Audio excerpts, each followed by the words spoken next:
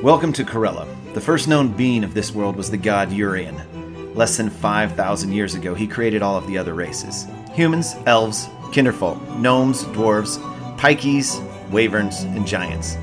All of the races mingled and fought, coveting each other's lands and vying for more territory and riches. This grasp for power culminated in the Border Wars, which lasted 1,000 years. Peace came in a treaty, leaving each of the races to rule their own lands. Corellan has enjoyed several hundred years of peace and prosperity, but something dark, something unexplained is beginning to corrupt the world, magic, and perhaps even Urian himself. This corruption has turned a once peaceful land into a world ripe with danger and adventure, which is where we find our band of heroes in the Corellan Chronicles.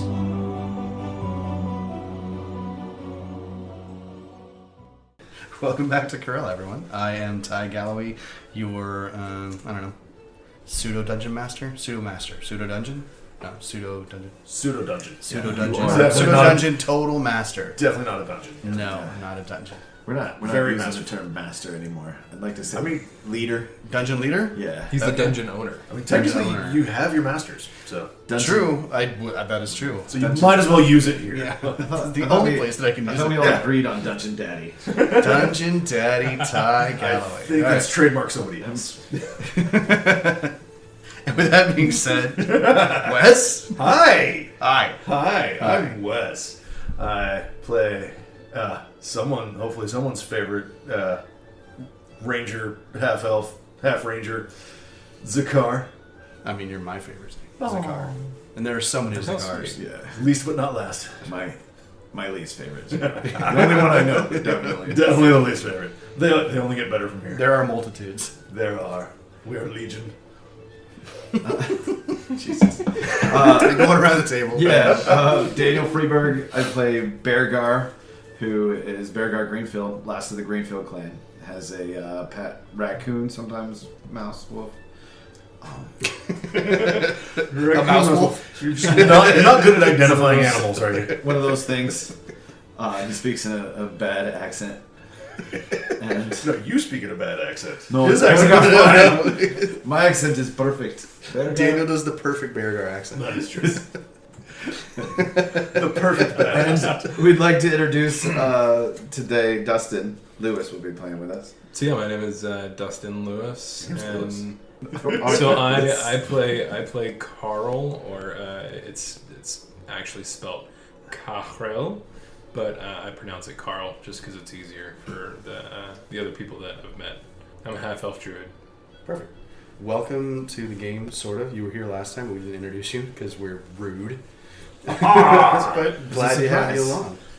And so let's do a little recap of last session because it's been a minute since we played. Last session, you guys got out of Hawthorne Manor and you met Cahrell and his good buddy Thomas. Thomas. Thomas loves you. He's a great lad. Thomas, a giant tree who your dungeon master had intended to kill you, and then you guys turned him into your friend. So, that's the way it goes. We're very nice. We're very friendly. This is my friend Thomas, and things go to hell. He gets me to ride in his branches. We rode him in the swamp. But you guys were leaving the manor, finally leaving the manor, and you were chasing after somebody that may or may not be known to Cahrell. Actually, it is known. It's his boss, but he hasn't given you much description about the boss. A little cagey. You found They both have very small feet. He found out that Cahrell apparently has abnormally small feet. And Thomas, although he cannot imbibe wine, seems to really like to pour wine on his mouth. Pretend like he's drinking it. Who doesn't? I mean, who doesn't? He's a porous wood. He soaks it in. It's over time. It's through osmosis.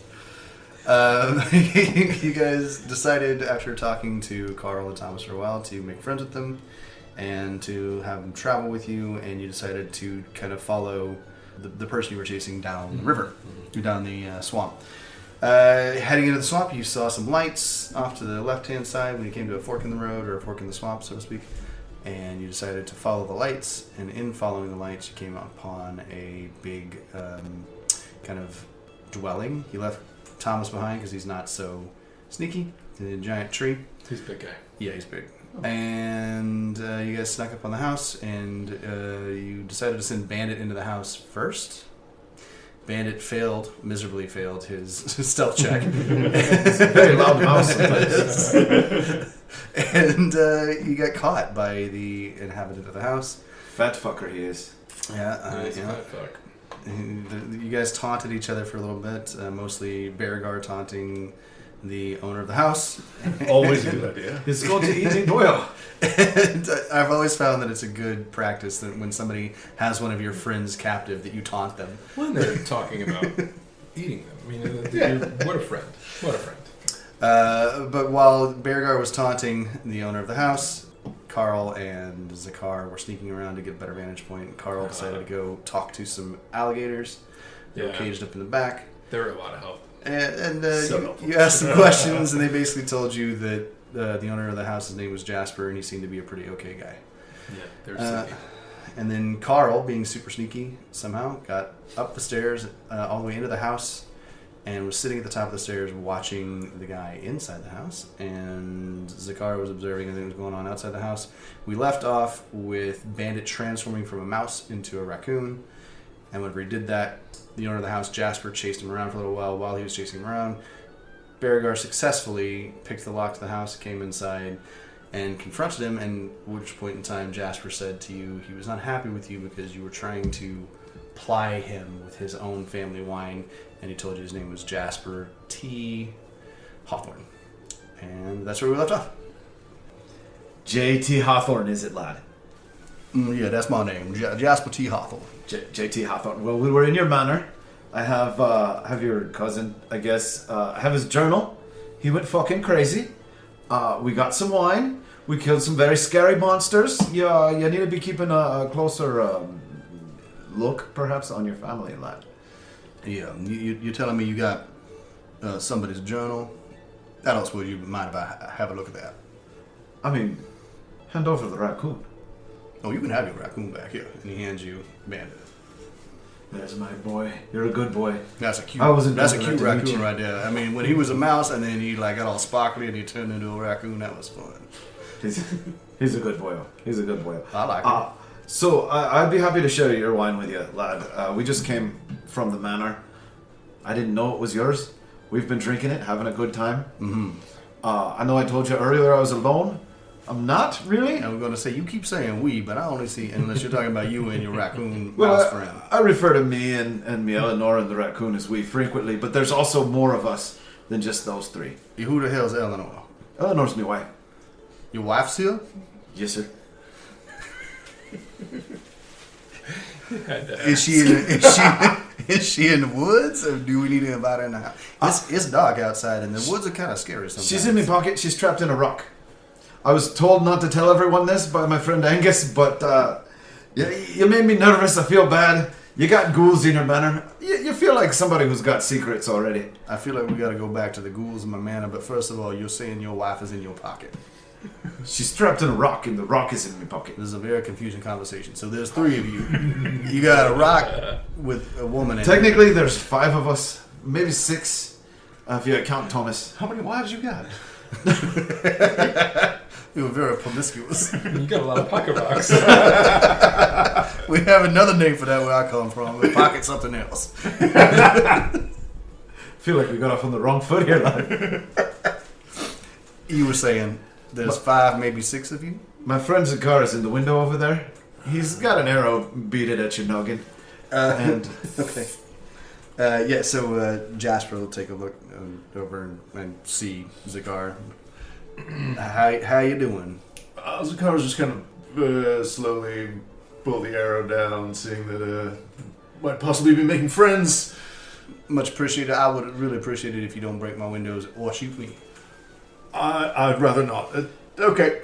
Come on inside. You can make yourself at home. that's my friend Zakar. Okay. He's not the smartest, sharpest tool in the old shed, but he is dangerous if he's with that bow. So I'll come around to the front door and I guess what, push? Is it a push? I mean, most it's open. Most doors are push. You can probably walk through it because it is open. Yeah, welcome. Come on in.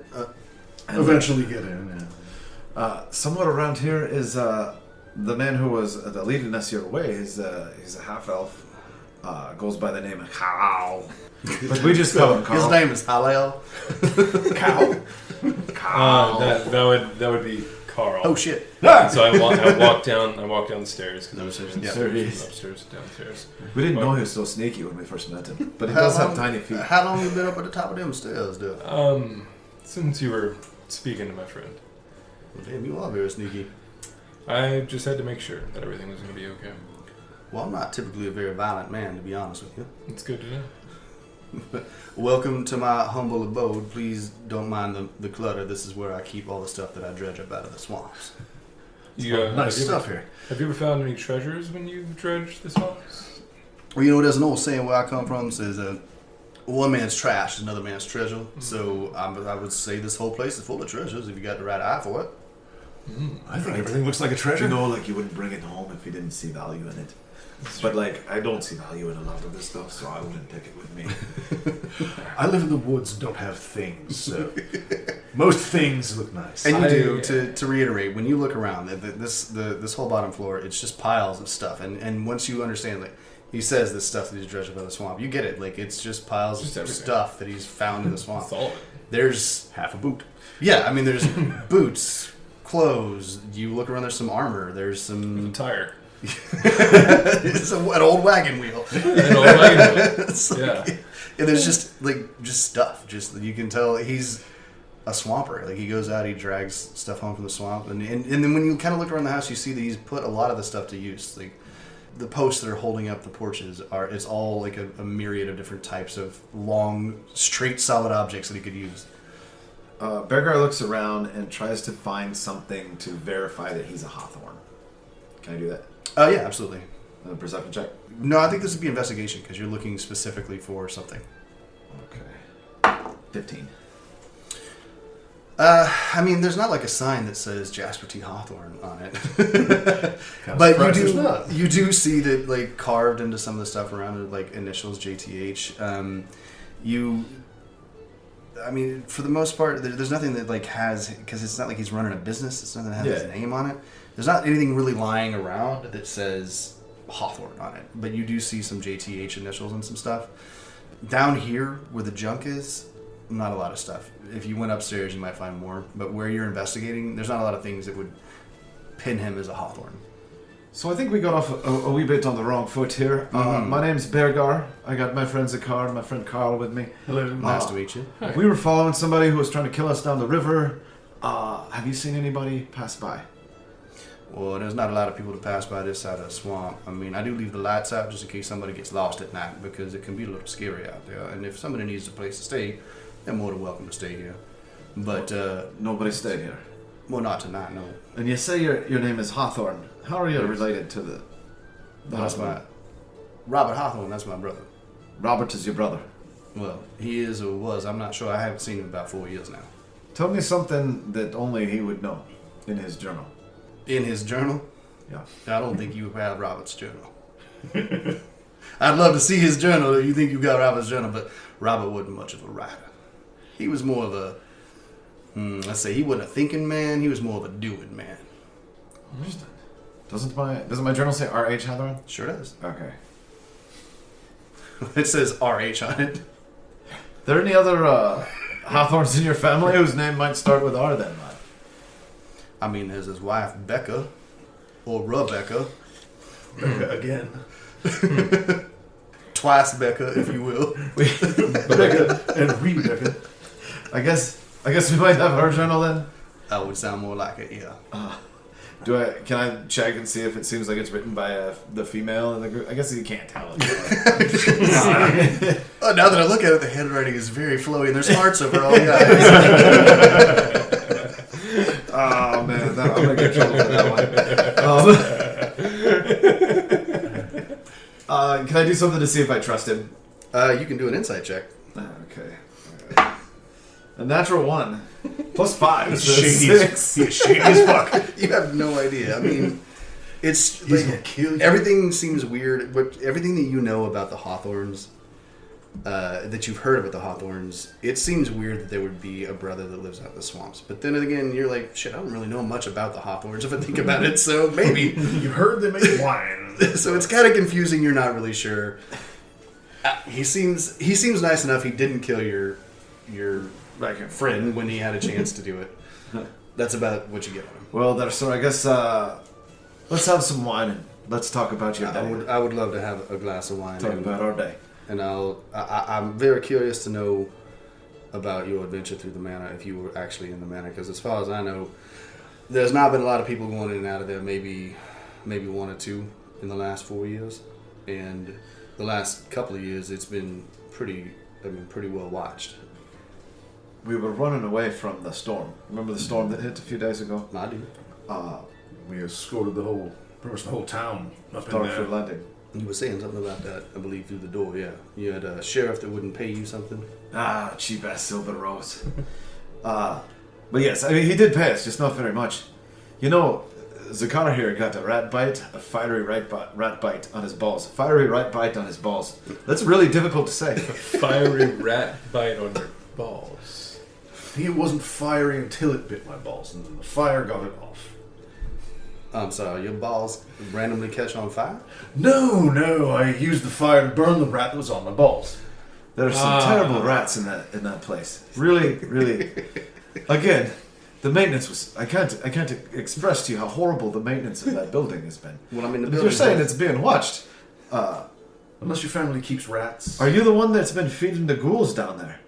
Okay, well, you talk about the ghouls a couple times now, and I don't know nothing about no ghouls. I've only ever heard of ghouls as nightmares and terrible stories that people tell at night to keep children from doing crazy things. Well, I don't know what they were, but they were very scratchy and bitey, and I had to shoot them in the face. You know, if you take an arrow and you put it through the mouth and through the back of the head, kills those things right off every time. Kills most things right off, yes sir. Yeah. Not to be too to the point, but there's not been many people in that manor for several years, and it's fallen to disrepair quite obviously. I haven't been up there myself in a couple of years. Well, we were up there 2 days ago, 3 days, I don't know, not long ago. It's a shitload of really angry rats. Yesterday. There's some gators in the outside, and there were fucking ghouls downstairs. And somebody's been feeding them. And it was pretty disgusting, don't you think, El? I mean, it smelled terrible. Did you happen to see anybody? I mean, I'm assuming when you say ghouls, they were some sort of monstrous type creature. Did you happen to see anybody alive in that place? There was somebody we were following. Yeah.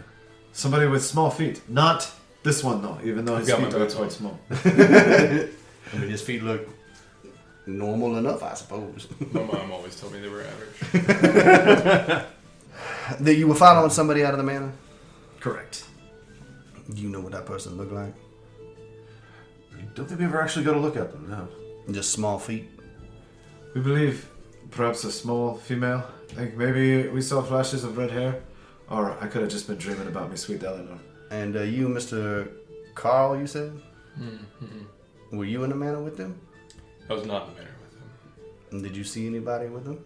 I did not see anybody with them. All right. If you weren't in the manor, where were you? I was guarding the exit to the manor. Mm-hmm. Yeah, he's walking with us, but he's been a little tight-lipped. We're assuming that the one we're chasing is his fucking employer. Well, I mean, I have to be forthcoming with you. I think that I recognize you from the back of the manor. I have been around a couple times, but I have not approached it since I've seen people guarding the back of it. It's the big fucking tree that squished everybody, right? Right? It was terrifying. Big tree. It's so nice. You mean to tell me that tree is real? Because I thought the first time I saw that tree moving around that maybe I was having some sort of awakened dream or something. That's a real thing? Not only is the tree real, it's a sweet, beautiful soul of a tree. He likes squishing people. He does have a thing for squishing Those stuff. two things don't really make they don't like line up in my brain very well. Thomas He's likes wine sweet, as well. and he likes squishing people. Oh, he got a good taste for wine. He enjoys the Hathwater Manor wine. We actually gave him a bottle of your wine so that he wouldn't squish us. You've been talking about this bottle of wine. Let's have the bottle of wine and let's have a little bit of it. Beargar produces one of the finest versions. Pops it. And it turns it up, no cups. Pass it around. Passes it. Drinks it down, pass it around. You see that Jasper's digging around in the back, and he turns around and has 4 cups in his hands, and he sees you drinking out of the bottle. He's like, well, I suppose that works too. Bring out the fine china. I know you like to smell it and swish it around, but it's not really me. So you were following somebody out of this manor, and he takes a drink of his wine. And you said you didn't see anybody come out with them, but perhaps I didn't see anyone come out with them. No. Perhaps this person you know. Not with us. That's a possibility. All right. I have a feeling that you have been working for my sister-in-law. That could be possible. So, here's the problem. And I'll let you fill in the gaps as you will. So Rebecca is alive. I haven't seen her in 2 years. All right. Well, see now, Miss Becca, after my brother disappeared some 4 years ago or so, Miss Becca I've seen in and out of the swamp a couple times. And I've tried to talk to her because I see her in the swamp. And every time she sees me, she does everything she can to get away from me as fast as she can. But I ain't seen my brother, and I ain't seen my niece or my nephew in 4 years. And I've watched Becca go up and down the swamp, and she keeps going down the other way. If you guys came over here to my place and you followed the lights, there was another road off, or another path off to the right, kind of went deeper into the swamp.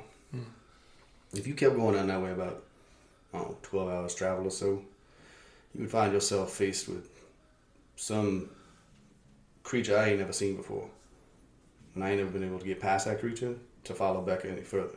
But she got something going on in the deeper in the swamps. And every once in a while I see her coming up and down the river. I don't know what she's doing, but I also noticed that she put guards at the back of the Hawthorne State. You think she's been feeding those fucking ghosts? I don't know what she's been doing. But I've been trying for years now to catch up with her because I want to know what the hell happened to my brother and my niece and my nephew. Those ghouls also used to be people. We thought, to be honest with you, I thought one of the ghouls was Becca. What would make you think that? Thought it was wearing women's clothes. Yeah, I think. Well, it could have been. They had It also bit me, so and I had There was a man a and a crossbow, woman. a hole from a crossbow bolt in my hand, Mm. and so sometimes things get a little. I also drink a lot. That is true, yeah. Well, I mean, it wasn't Becca because I know that she'd been alive for at least. Well, I mean, I saw her probably 3 months ago. So I would say it was probably, if I had to guess, it was probably Sylvie. They had a housekeeper slash caretaker slash kind of child keeper helping around the house, helping raise the kids. Beargar produces the journal. Right. And is like, we found this inside. Not going to give you all the wine, because I'm going to drink a lot of it. Mostly here. But you can have the journal, lad. He takes the journal and he takes a few minutes flipping through the pages. He's like, yeah, this is definitely Becca's journal. She was obsessed with... Well, see, she had a natural ability to kind of blend plants and things together. She had this kind of... I don't know if it was... I hesitate to use the word magical because I'm not even sure I believe in magic if you ask me to tell you the truth. But she had this ability to kind of make things come together and become something new. So you're saying Becca probably made Thomas out there? Oh, I would bet my last dollar on it. Would you like to meet Thomas? He's a great lad. He's holding our boat. He's taking a nap right now. I mean... He seemed pretty tired. You It was a have long told me walk. he's very nice, and you've also told me that he likes to squish things. So I'm a little concerned about meeting a giant tree that squishes stuff. I'd never squish you. Once he knows you're a hawthorn, he loves the hawthorns. He does. Well, yeah. He loves boss too. This one's boss. We won't tell who it is. Well, I think we figured out. It does sound like perhaps your boss was my sister-in-law. I would probably say yes. I would love to meet Thomas at some point in time. Yes, it sounds very interesting. Oh, before we go there, I did find something else that might be yours, also your family's, and I'll dig around my pack and pull out the locket that I have wrapped up. Okay. You have it wrapped up still? It's still wrapped up, yeah. So I'll pull that out. Okay.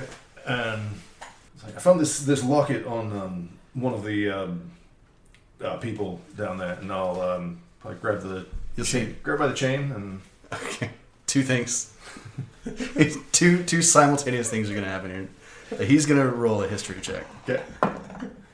Okay. As he is looking at that, he's going, oh, don't touch that. As he says that, and you touch the chain, I need you to roll a wisdom saving throw.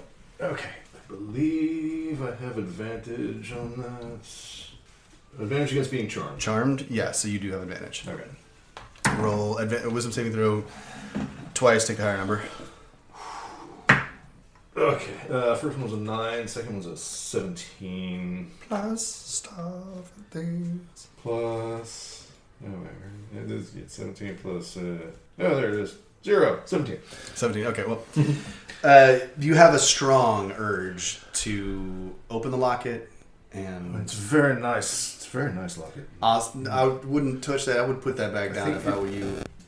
Are you sure? But you are able to resist the urge, and you can do with it what you want to. Tell me how long you're going to continue to hold it. I guess if he's telling me to put it down, I would put that back wherever you found it. okay. Just drop the chain back in the. It's like sitting on the. Yeah, when I got it wrapped up. I would wrap that up as much as you could wrap that up, and maybe, I don't know, find a nice deep dark hole to bury it in and leave it there if I was you. Okay. What do What- you know about the what locket is- there, lad? What's the locket? I'm just gonna. Well, We don't like to let him keep I mean, shiny yeah. things. Normally. I just let him keep that one because he gave me the money. I don't know the story behind that locket, but what I do know is that whatever happened to Robert happened around the same time that he got that locket. And after he got that locket, things started going real strange. And then about 3 or 4 months after that, I never saw him again. So I'm, first of all, wondering where the hell you got the locket. But second of all, I want you to, I don't know what's going on with that locket, but from the time he put it on until the time he disappeared, he was never the same. That might explain some of the journal. The journal gets crazy. They start writing in Celestial. Looks like a different person. I was going to ask you what all this gibberish was at the end of this here Yeah. book. And yeah, we found this on one of the ghouls that I killed, and just kind of like hold it wrapped up like yeah. I'm just gonna put that back in my pack for now. Yeah, don't let anybody else see that. You said you took it off one of the ghouls you killed? Yeah. What'd that ghoul look like? About how big was he? It? She? I don't Was it remember. a she or a he? I think it was the she. I don't remember which one it was on. I think it was the she. No. No. It was on the bigger one, right? Possibly. It was dark. You can do a history check. It was to remember what just happened. yesterday. What happened yesterday? I don't know. It was crazy. It was dark. It was all but torchlight. I'm pretty sure it was the larger one. A 10? Okay, well, I mean, 10 is like normal average ability to remember stuff. To remember judges' size. Yes, so it was the larger one. Okay. I think I killed them both and then searched them. You can give me a history check too. How about a 7? Yeah. No, then you were like, yeah, it was definitely the bigger one. It's definitely the bigger one. Other than that, I mean, like, for you, there was not any like telling They're both. descriptors. You haven't seen a ghoul yet, lad, but it's pretty difficult to tell if a ghoul was a person, who it was before it was a ghoul. It's not like they had name tags, lad. Yeah. There was a bigger one and a smaller one. I do know that for sure. So it was on either the bigger one or the smaller one. And I think the smaller one had the women's clothing. I'm gonna say that was probably Sylvia, and I'm guessing. I don't know. I would really like to talk to Becca about this, because I bet the other one was Robert, but I don't want to admit that right now. So I'm gonna say we need to talk to Becca. I don't think it was Robert. Okay. So there, Elf, you know how we can get a hold of Miss Becca there? I do know that there is another boat down by the edge of the water where she leads to the deep swamp. We can take the boat. Well, I mean, if it's a matter of traveling there, I mean, I can get you there. I got a flat bottom boat too. Oh, you do? We've got a tree. My problem is this. I've been trying to talk to Becca for a while. Mm-hmm. We do have But a I tree. can't get past whatever it is that she's got God in the swamp. I bet we can. And if we can't, I bet the tree can. I'm interested. If you can get me there, I would love to go. If you could help me out with this. He's like, actually, because I don't want people going around telling terrible stories about how you help somebody out and they don't pay you nothing for it. So I've got this thing that I dredged up out of the swamp. Oh, I don't know, about 4 years ago now. And he digs around and he pulls out probably the nicest looking axe you've ever seen. What do we have here, lad?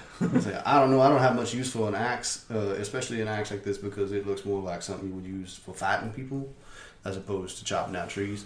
You know, that's exactly the issue with mine, is it's used for chopping down trees and not for fighting people enough. That's the problem. I didn't want to say nothing about your axe, but I've got one or two of those in the back. This is a nice, clean, two-handed axe you got there, lad.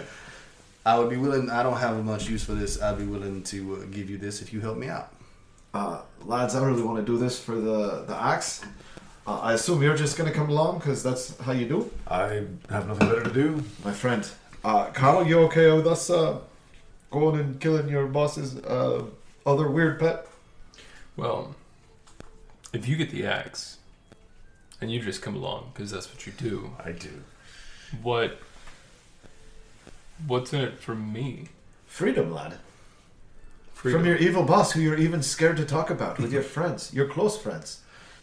And maybe we can make friends with her other And if there's tree thing. And I mean, I'm always willing to do anything for a good trade. So if there's something you see around my place here that piques your interest. Also, if there's any booty at the end of one type or another, we're happy to split it with you. Let's see. you know, investigation check. See if there's anything cool laying around. Yeah. Yeah. Oh, I want to do that. Nope. 220, right? Yep. And then, Yeah, D20. oh, that's a 9. I got a 4. And then, what is it? Insight? Investigation. Investigation. So that's 12. 12? Yeah. Okay, you see there's some stuff around here. Okay. There's like kind of an old rusty rapier hanging up on the, like, right above the kind of the fireplace. Mm-hmm. You see it's funny because you get the idea that Jasper doesn't have a lot of use for, like, actual money. So you see that there's just, like, boxes that have, like, coins and stuff in it. You have no idea how much is there, but you're, like, there's, like, a box of, like, coppers and silvers, and all this stuff is just kind of laying around. You see that there is, it looks like some, like, rope and, like, pitons and, like, climbers kits and that kind of stuff. Probably the thing that would be the most interesting to you is you do see sitting on one of the shelves, and he actually has this one kind of on display.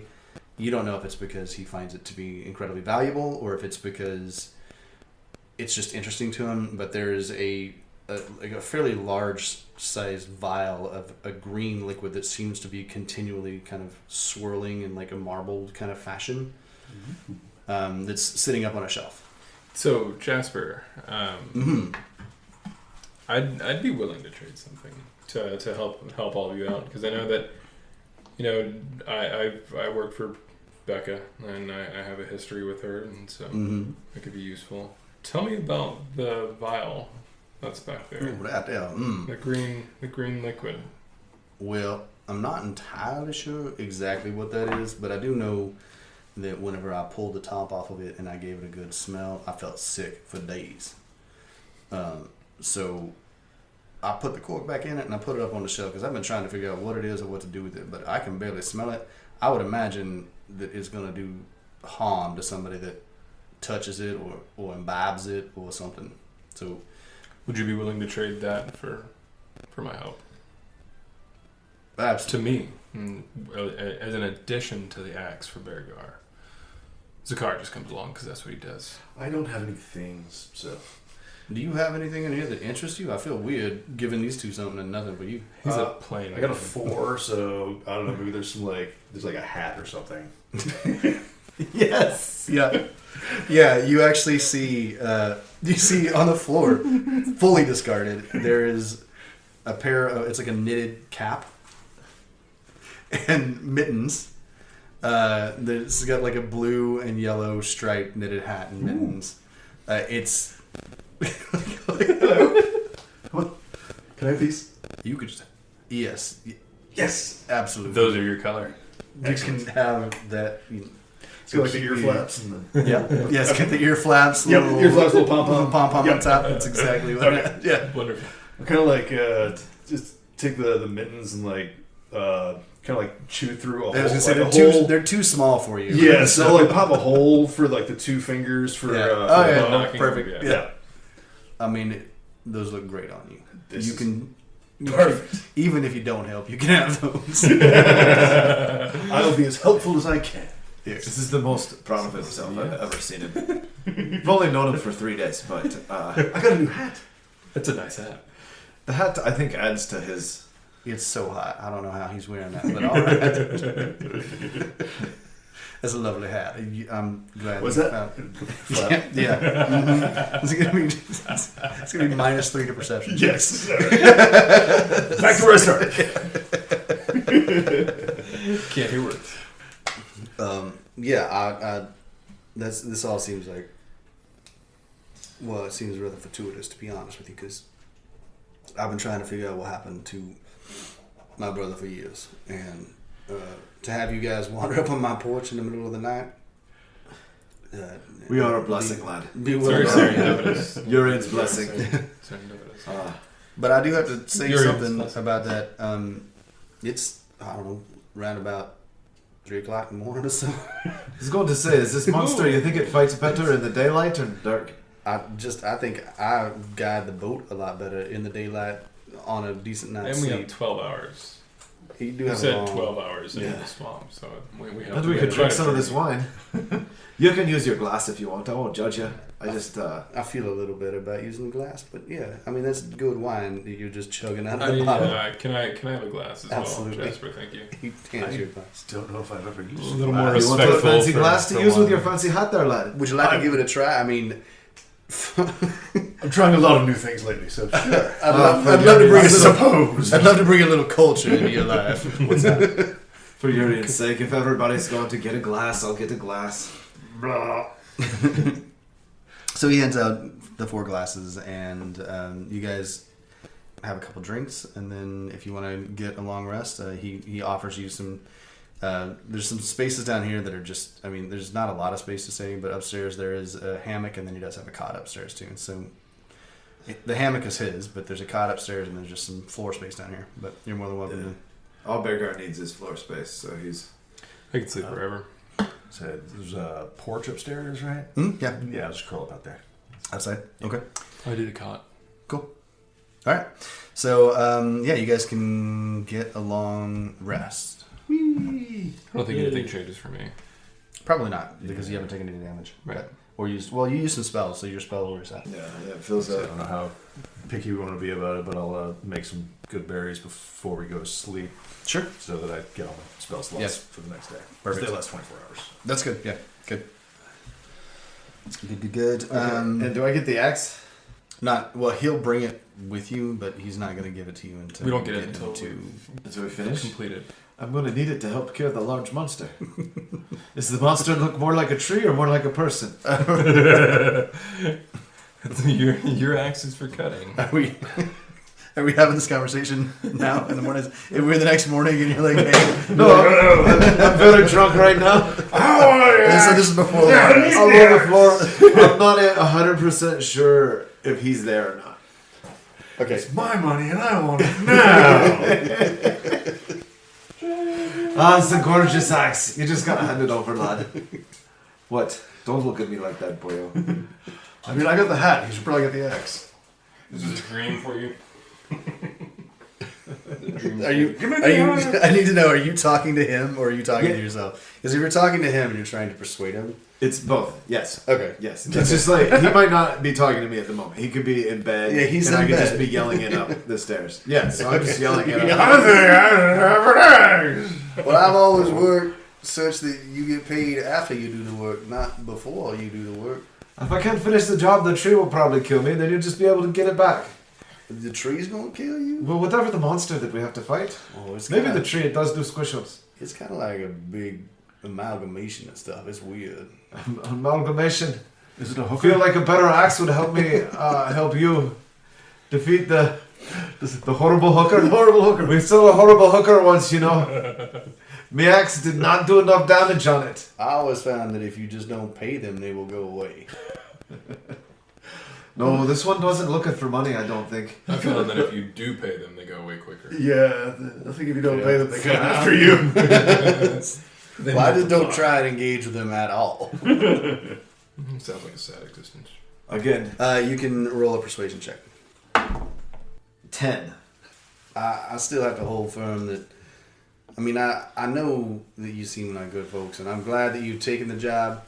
But I'd like to see you see the job through before I pay you. I'm But if just this is saying- how you negotiated with the sheriff, I'm starting to understand where he come from. If we die tomorrow...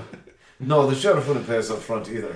But if we die tomorrow... Maybe if he really needs it at the moment, he can hand it to him or something. I'll make a deal with you. I will Can it be bring available? the axe, and I will bring the bottle of stuff. It'll be your fault if we die tomorrow because of the axe. It will be on a boat, and if you need it real, real bad, I'll give it to you. Beargar, go to sleep. You hear that? You hear that, elf? It's my axe. My axe. Which elf? Which one of us are you talking to? Obviously the one on the porch. I mean, we're both half, so, So we make he the can just whole- be Together, he just says elf, and it means both of you. Exactly. Yes. It's my axe. It's my axe. And now you get your long rest. And scene. I'm sorry, guys. Where do bandits sleep? Van's in my pocket. He's not in my He's pocket. a- he's a cuddling raccoon. with me. He's a raccoon right now. Just cuddle up with you on the floor. Yeah. Nice. He's your pillow. He's he's thinking he's a little worried about me because I drank too much. Okay, anything you guys want to do before the next day? No? No.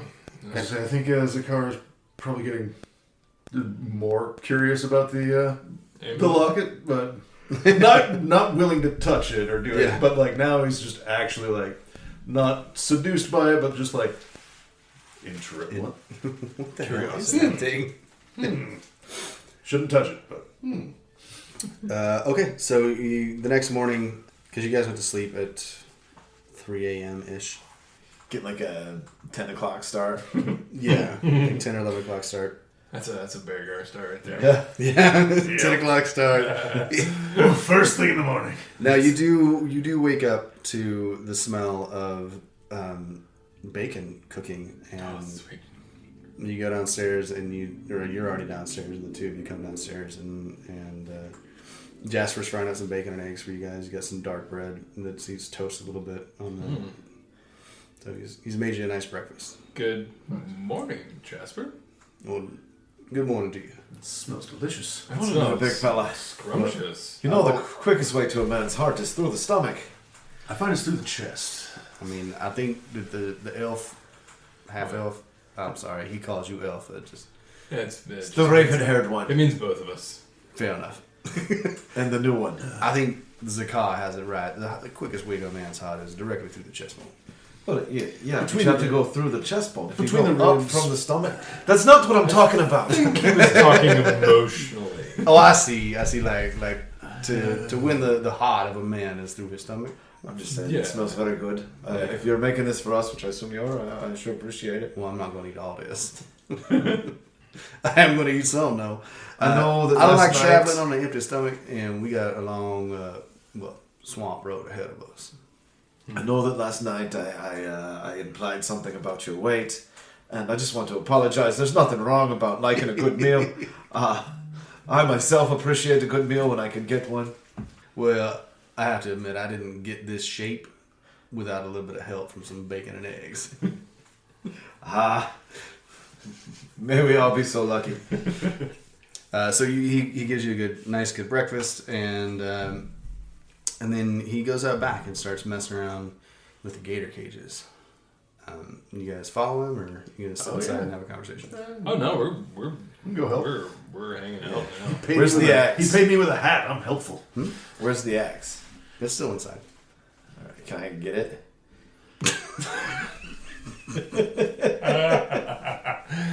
Do you really want to like test his trust? Are you just gonna grab it, like walk outside with it? And then just go help. Like, Just heft it a little bit. Hey, I can help you guys with the axe. I mean, since I have it, Oh, god damn, that's funny. Yeah, you forgot this. you'll pry it from my cold dead hands. Yeah, I mean, it's just sitting inside. Like, so I come like trotting outside, like behind him with the axe, like bouncing on my shoulder. So lad, let me know if you need anything cut. You got any rope or any like logs or perhaps a man-sized enemy? the axe looks real good on you, but I do appreciate it. it ain't yours yet. Also, I'm gonna have to say, please don't cut any. I don't know if you don't cut any trees with this axe, please, or rope. You got Or a knife for yourself. cutting rope. Or any of us. I would Please also be very say, please careful don't with cut that me axe. with that axe. Do we need to get our friend Thomas to come along with us? I'd love to show him a new axe. Well, I mean, you guys will be going directly Back by towards- Thomas. Oh, we'll go. We'll snag Thomas on the way. Yeah. Okay, that sounds good. I want to show him a new axe. He's gonna like That that I'm axe. borrowing for now.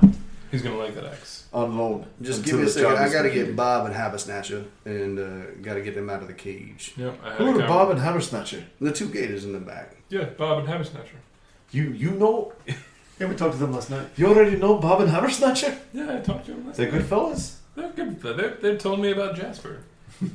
You talk to my gators? Oh, Bob Yeah. and Hammersnatcher Gators? Yeah. You look at the back, and there's this cage. It's kind of a low cage, long, and there's two big gators. There's one that's about 20, 25 feet long, and one that's 30 feet plus. Morning, guys. You see Bob kind of looks at you. It's like, if a gator could give you a nod, it does. Sup? Is it an up nod or a down nod? It's an up Those are nod. very Like, oh, up okay. nod. Sup? It's a I know you. Yeah, nod. yeah. Cool. Habersnatcher, you didn't wake up Habersnatcher last night, so Habersnatcher has no idea who you are. Only me and Bob. Just kind of gives him a little like eyebrow and looks at Bob like, the hell? Why do you why do you keep the gators in a cage and let them go in the morning?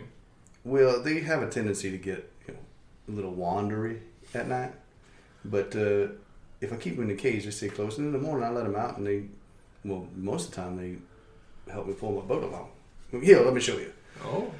And he opens the cage up, and the gators kind of come out, and he's talking to the gators like they're his pets. Do they have harnesses? And they have harnesses that he puts on them. And they have, like, on the backs of the harnesses, they have these kind of little eye hooks that stick up the back of each harness.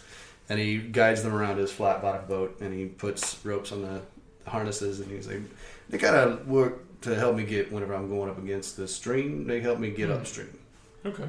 And most of what know we're if doing they'll today pull is us- going to be downstream, but I don't know if I'll be able to pull Thomas. I don't know if they'll pull as good as Thomas, but I bet you this is a pretty handy little idea here. Those are some Right. good looking gators. I mean, they help me get around. I don't know about Thomas and a tree or anything like that, but We'll talk to see. Thomas on the way. All We'll right, go get him.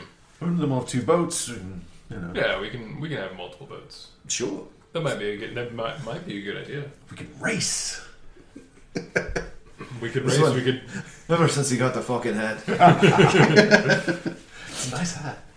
Yeah, I think two boats would be a good idea because we could come at the beast, whatever you're calling it, the amalgamation from two different sides. Amalgamation. I remember that word. Were you talking to me last night before bed? There was a lot of people talking to you last night. You were also talking to a lot of people last night. We did have good times, lad. That was a good Hey, one. he's while you were having this conversation, he's hooking up the gators, and they are basically they're like pack mules or whatever, like Horses? yeah, like cart horses. They invite you guys onto the boat, and it's just a flat bottom boat. There's nothing very like special about it. It's pretty simple. He has a little chair that sits in the back, and he's got some nets and weighted nets along the back that you can tell that's what he uses to dredge the swamps with him. And he's got a big long pole that he holds onto to kind of push himself along, because the swamps aren't that deep in most parts. So he has the pole to kind of push himself along and kind of guide the boat. So he hops on and invites you guys on while you're having this conversation. And then he says, now, to be clear, I'm not a fighting man. I don't really like violence. And I'm going to get you to where you need to go. I'm going to need you to do the fighting. We can do that. And just in case something happens, you can have me Yes, hold you the can. axe. You can leave the new I'll be- axe on the boat, and then if you need it, I'll be using you this can fancy use new the one new axe against the monsters. if you need it. And you, like, it's like collateral too. So if I die, you still have, a nice axe. It's just not as nice as the one. But if I die, you can just have them both, I guess. If you die and there's nothing else left around to kill me, I'm gonna take my axe back. And everything else that you have. Fair. I mean, one Yeah, man's you can even trash. have the wine as long as I'm dead. And fully dead. Not like a little dead. You mean like not mostly dead? What about undead? Mostly then. Do you get to keep the axe if you're undead? Absolutely not. I don't No. think so. No. I think I no. mean, That by, sounds like by a the very bad definition, idea. Right. he's already dead to become undead. That wasn't really a question True. that I had. That was all the elves. I was just curious. I'm just good if I can use this one on the monster. You'll keep an eye on the old family axe. It's very precious. It's been used by the great Elgar Greenfield before me. All right then. Have a snatcher, Bob. Let's get going.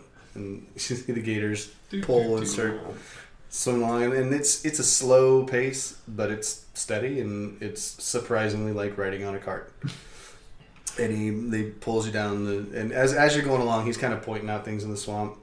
Well, you see right over there, that's where Robert he went fishing for the first time, right off that little point over there. And you kind of get the idea that he's lived in this boathouse for a while. And you also can tell, like, because he's older, he's got a gray beard and gray hair, that like maybe he's the older brother. So, Elf, I did not know that that the Hawthorns were, and I'm talking to, like, I'm leaning into Carl. Mm-hmm. Did not know that the Hawthorns were swamp people. Thought they were like fancy rich people. I think they Swamp people roots, I guess. swamp people roots, and they made their ways into the riches. Most likely, I don't think it's old money.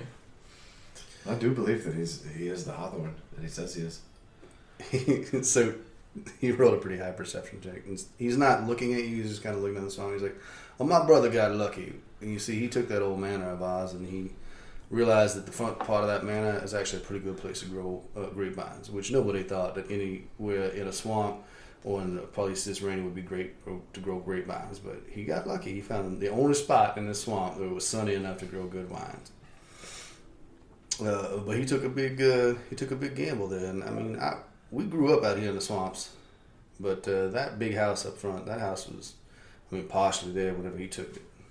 It was our house. It's kind of where we did like some trading. We'd bring fish out there and we'd trade fish out the front of that house. And Robert got it, grew some grapes on it, turned it into a fancy dancy winery, and well, rest is history, I guess. Now it's full of pissed off rats and dead ghouls. Fucking, I think you know somebody. And he pulls out a bottle of wine. you want to drink, Elf? Why not? He's like, whoa. I'm driving. Are you though? I mean, sort of. I'm keeping us from hitting the bank. I think as long as we don't give it to Carl and Bandersnatch. Bob. Better have a snatch. How much wine have you had? It's Bob and Habersnatch. Bob and Habersnatch. Bandersnatch. Well, so you guys continue on. It doesn't take long. It's Are we to Thomas yet? less than an hour down the river, and you're at where Thomas was. Thomas. You- Thomas, you can stop being an actual tree. So you guys see, because your boat is attached to it, right? So you know which tree it is, but you see like one of Thomas's eyes kind of peek open, and then close again. It's okay. He's a hawthorn, Thomas. You have to introduce yourself to him. He won't really trust you unless you introduce yourself to him. Oi, Thomas boyo! You remember Beargar? How you doing, you big lad? Yeah. You should see me new axe. It's not for trees. It's for people. You see, you see one eye kind of open and look at you, and like this one little branch comes out. And it's like, gives you a little tiny thumbs up. He's trying to be sneaky. Finally, but well, let's see. Yeah, so Jasper sees this, and Jasper's like, I do believe that tree gave you the thumbs up. Jasper, you need to. You have to introduce yourself to him. That's the only way that he's going to trust you. He's a hawthorn, Thomas. I promise. All right, just listen to him. Jasper kind of wanders over to the edge of his boat and looks up at this tree. He's like, Jasper T. Hawthorne, nice to meet you. And he sticks out a hand. See? You see Thomas opens the one eye again and looks at you and slowly sticks out a branch, which it's very childlike the way he sticks out the branch, but this branch is like the size of Jasper's chest. Thomas, no squishums. No squishums. This is Jasper Hawthorne. He's a good guy. We're making more friends, lads. I like friends. You're a good Friends are lad. nice. You should have lots of friends. You're a beautiful soul. Oh, thank you, Beargar. And then he shakes Jasper's hand. He's like, very nice to meet you. My name's Thomas. Thomas, Jasper is going to take us to find Boss. What are we going to find, boss? Well, we need to talk to Boss. See, Jasper's related to Boss, and Jasper wants to talk to Boss, and we're going to help him. And Thomas kind of steps up, like, out into the swamp at his full height, which is, 20 feet plus. And then he kind of squats as much as a tree can squat down, and he gets as close to face with Jasper as he can. And Jasper is kind of horrified. Thomas squats down and looks Jasper in the face. He's like, you related to Boss?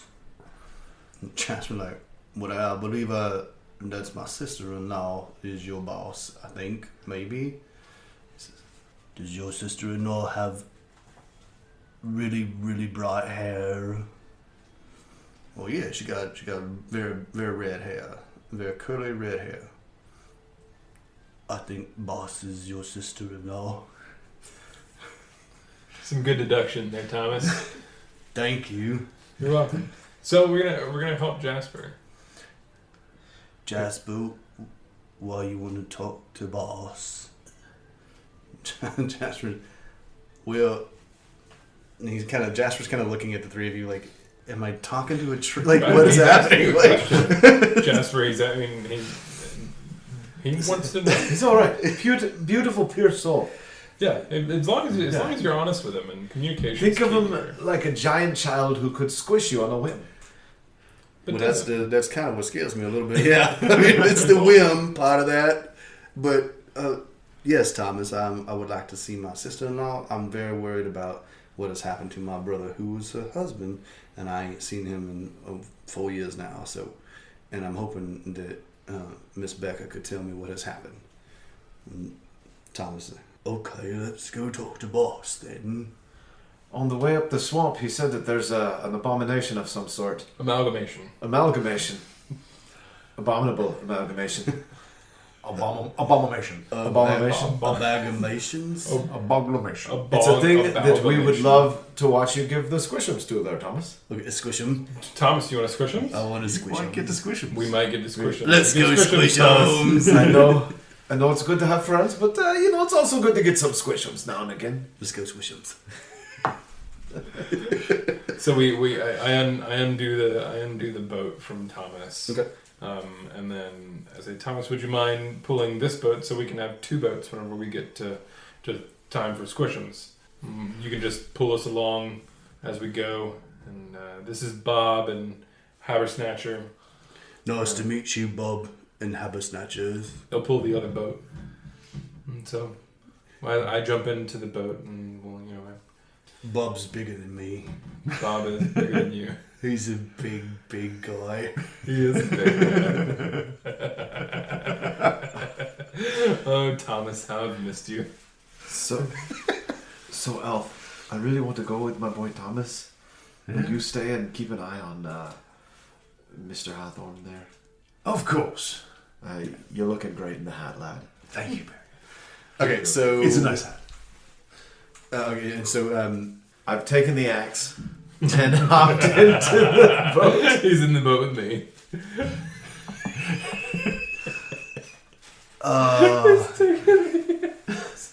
Okay, I need you to give me another persuasion check.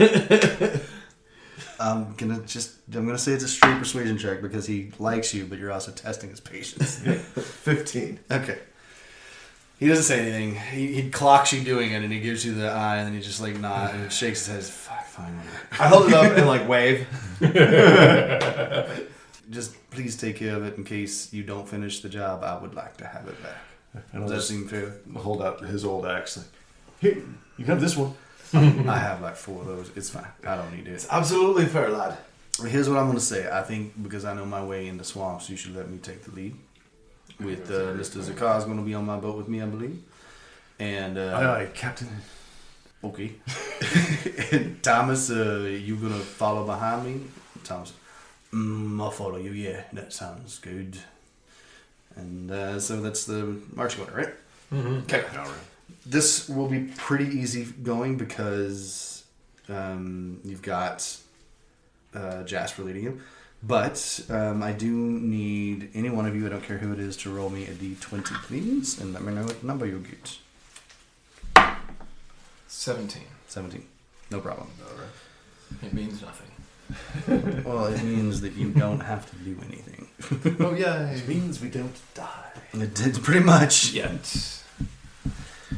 Okay, so the travel is long and it is slow, and it does go into the night. As you go through the swamps, you see swamp things, but there's nothing like for as weird as the last 3 or 4 days have been for you, all of you really.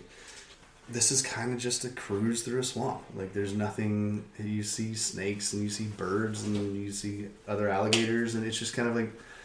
It's weird because you know that you're going towards something, some monstrous being that you're going to have to fight or sneak past or something. You know you just came from something of nightmares. You fought actual ghouls. But this 12 hours of travel is just kind of normal. It's just like you guys are just on a boat. Hell yeah. Going up a swamp. So there, Elf, what do you think Thomas feels about climbing?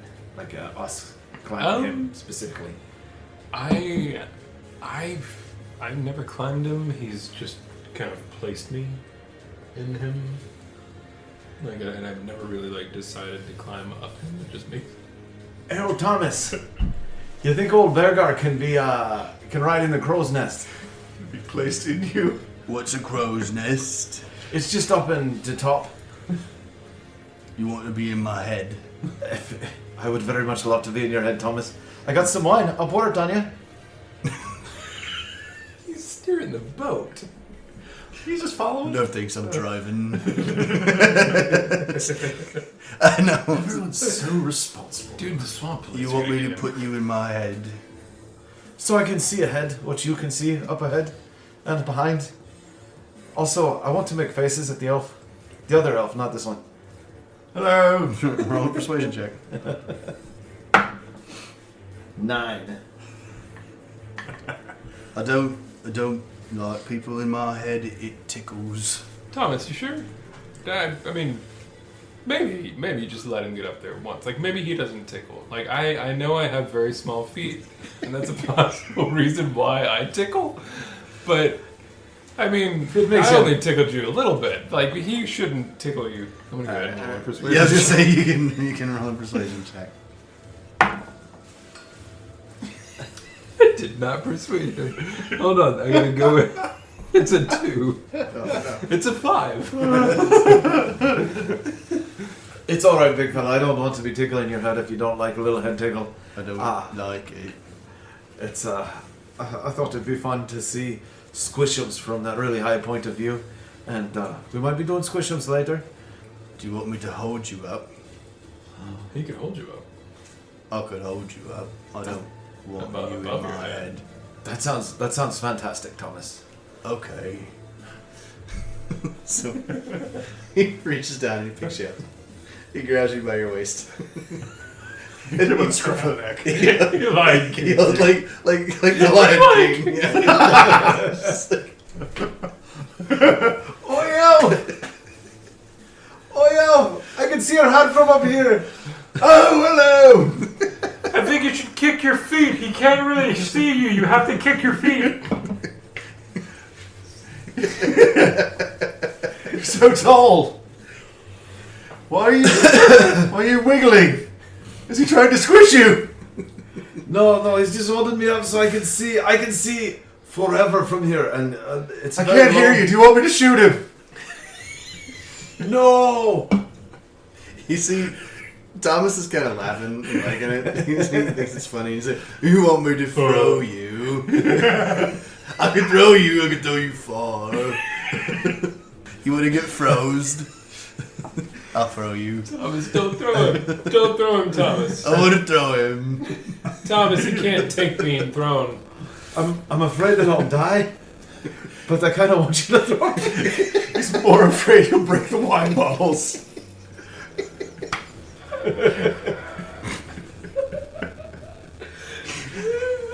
Beargar's having a blast. Like he's got. Can Bandit have climbed up in the tree? Oh shit, where's Bandit? Yeah. Bandit can. So Bandit is Bandit climbing up Yeah. Thomas? Does it tickle Thomas? It does tickle Thomas. It tickles. Bandit boy, come over here. Hang out with me by the hands, Yeah. and look how far we can see. Don't actually throw me, Thomas. It sounds amazing. Maybe someday when we have lots of swamp, where I land in swamp, and I don't have 8 bottles of wine on me. No, I don't throw you. Not today, lad. Okay. And he can carry me for the while, and then he can either just keep holding me up or he can put me down. Or like Beargar is like, wee, I'm the king of the world. Okay. He's gonna put you down in the boat, Beargar, are we there yet? but I'm gonna leave. Like Bandit is still up in the tree. Okay. Do me a favor and give me an Arcana check. 21. Alright. Okay.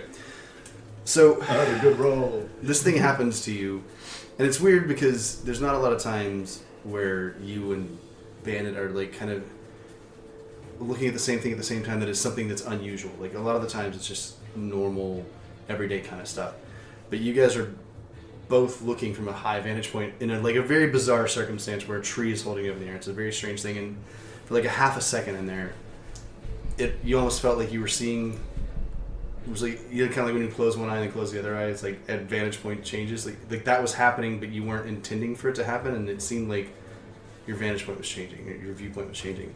Camera 1, camera 2. As Thomas sets you down, right as you touch the boat for like, I don't know, 10 seconds or so, you can still see out of Thomas's, like from up where Bandit is. You can see like from Thomas's head, and then you like kind of shake your head and Oh. It's like I was still up there. How? I don't know. I think I was seeing through Thomas's eyes. You were seeing through Thomas's eyes. Or maybe Bandit's. No, I think it could be Bandit's, probably. Is Thomas my familiar? I was overwhelmed with a sense of joy. Makes sense. And you get this feeling that like if you concentrated, you might be able to do it again. Ooh, you think you could do it on command? I don't know. Let me see. And you shoot yourself. Oh no. Yes. That is Roll a not what I Constitution asked. save. Roll Constitution. You have any rags? Or, You've got nothing but rags. Shit. No, you close your eyes and you have this when you think about it and you think about that connection that you've had with Bandit for a while now, it suddenly makes sense that you can kind of see what he sees, and you're able to see through Bandit's eyes. oh shit! This is great. This is great, lad. I can see it's like I'm up in the tree. That is awesome. Ah! Now the weird thing is, you also notice that you hear yourself talking, but from where Bandit is. So it's like your whole consciousness, you're aware of where you are, but your sight, sound, feel, smell, it's all coming from Bandit. So it's kind of disorienting because every time you close your eyes and think about it, you can hear yourself talking, but you're Far away. from far away. Way down here, Bandit. Boyo, what do you think, lad? Look up. Ah! Do I really sound like that? Look down. Look at me, Bandit. Hi. Oh shit! I see Hello! I see the elf waving. I have tiny feet. Look at the dark-haired one. Look at Zakar. Ha ha! Zakar, I see you. And then, for the first time ever, you hear in your head, okay, stop telling me what to do. Get out of my head. This is weird. I don't like it.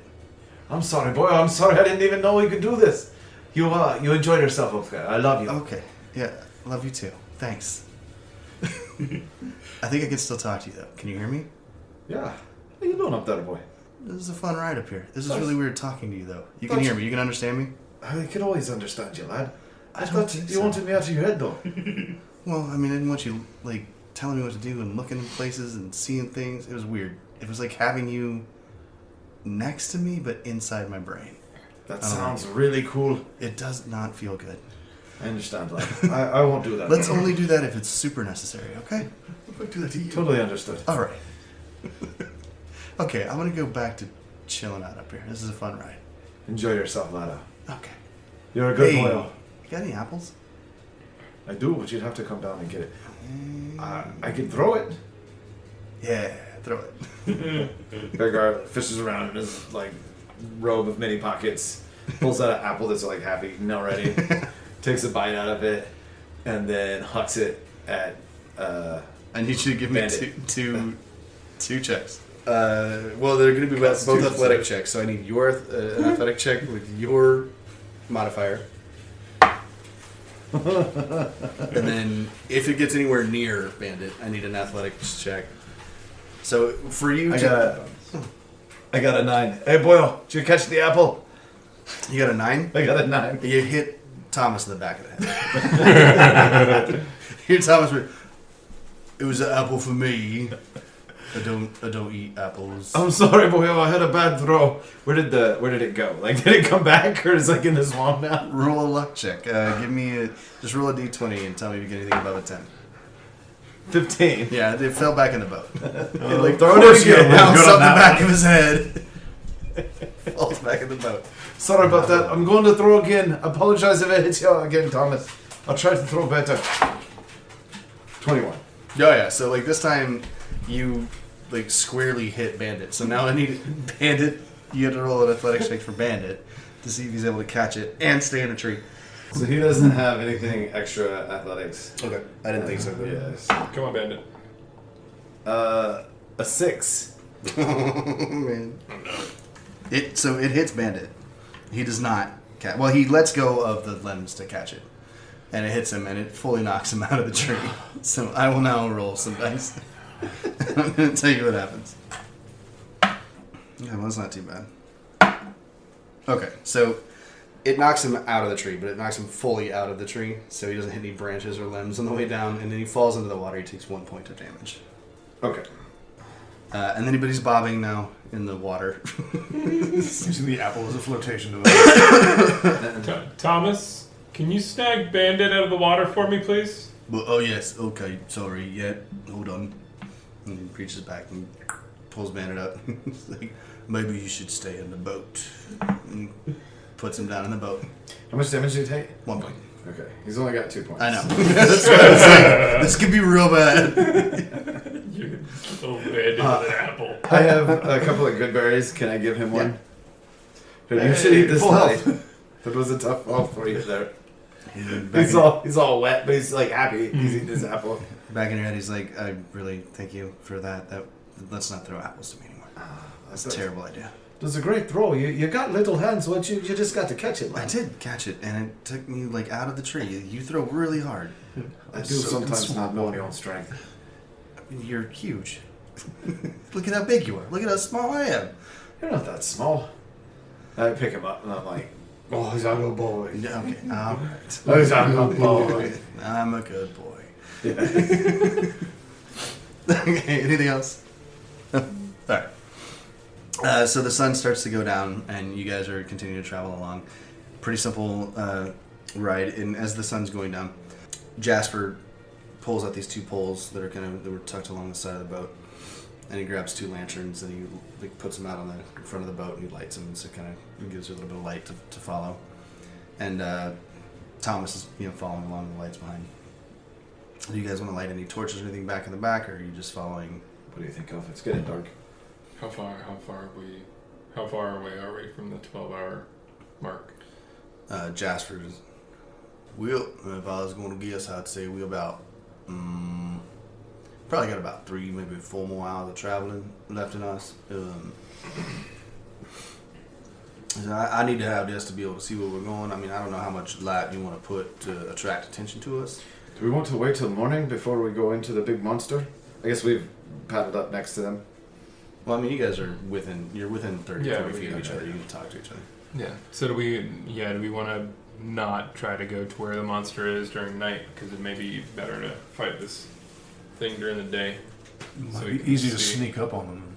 Might be in the easy to night, sneak though. up on. Yeah. Maybe We we don't don't really even know what we're going into. We might not even have to fight anything. We might be able to sneak around. Who knows? What do you think, Jasper?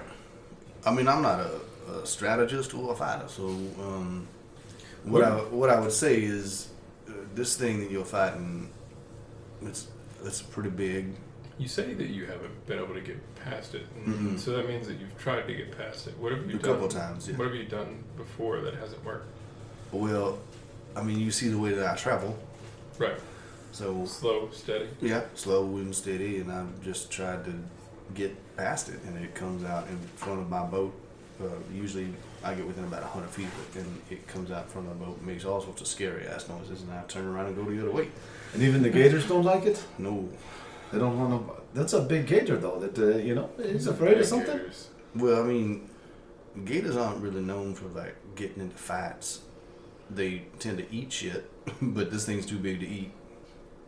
Understood. So, would you be more scared of it if you arrived upon it during the day or during the evening?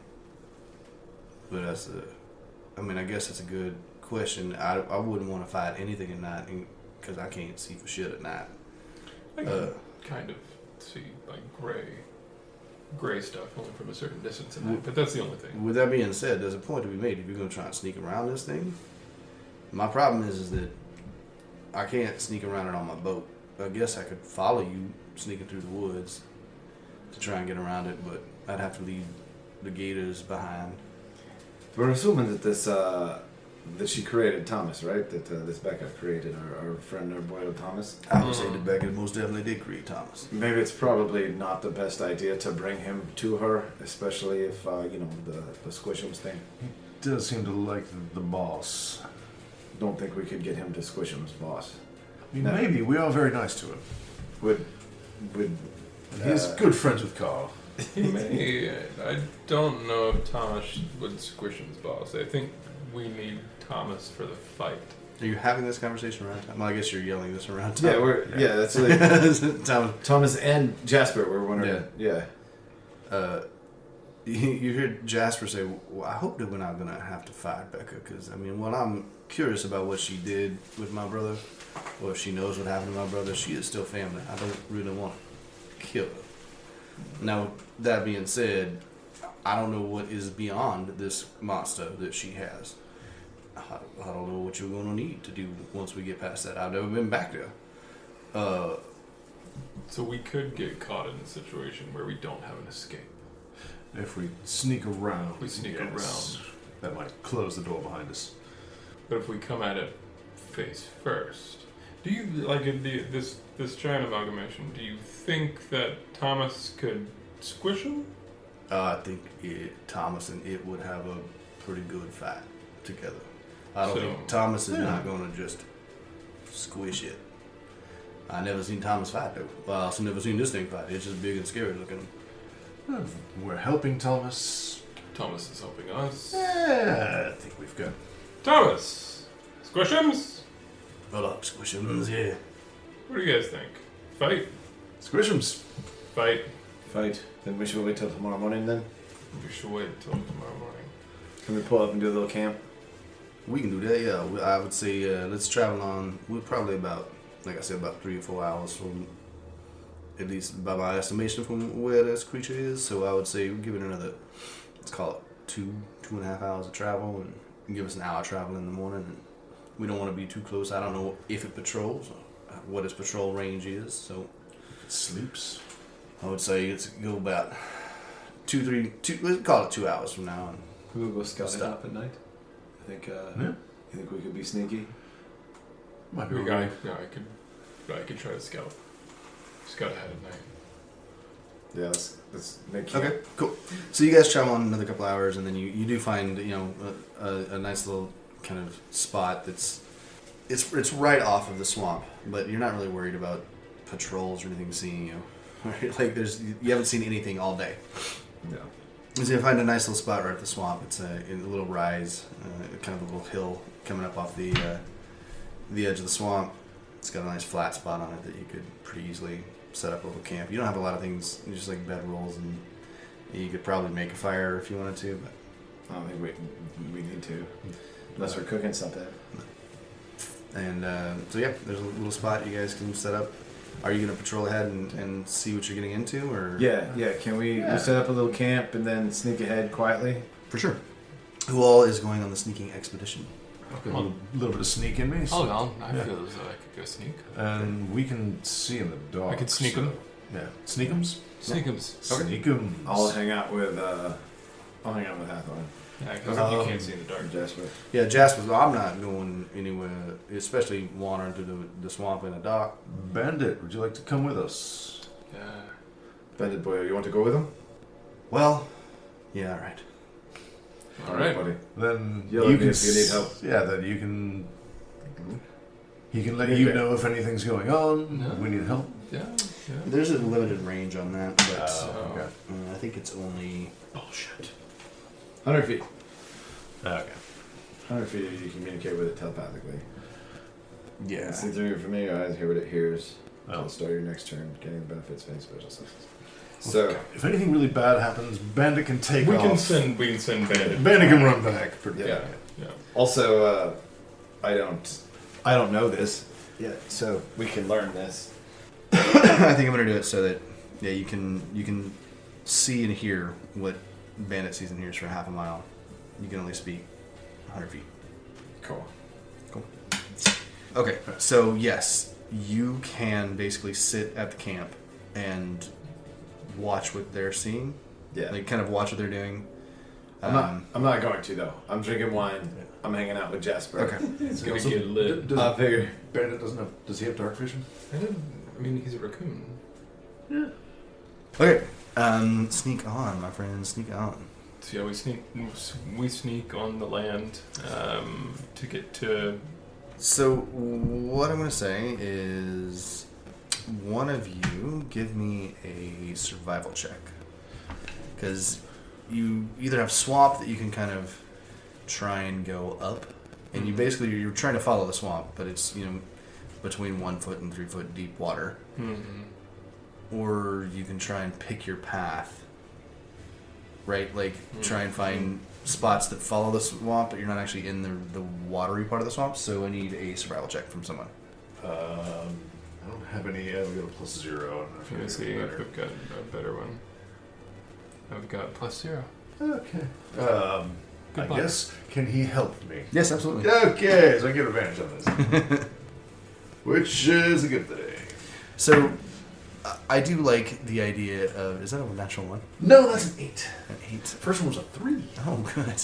And you get nothing. No We'll survive. bonuses. Okay. Yeah, we both had +0. So Yeah. We did good. I think we'll survive. I don't know. Maybe I live in the woods. I know what we're doing. Let's go this way.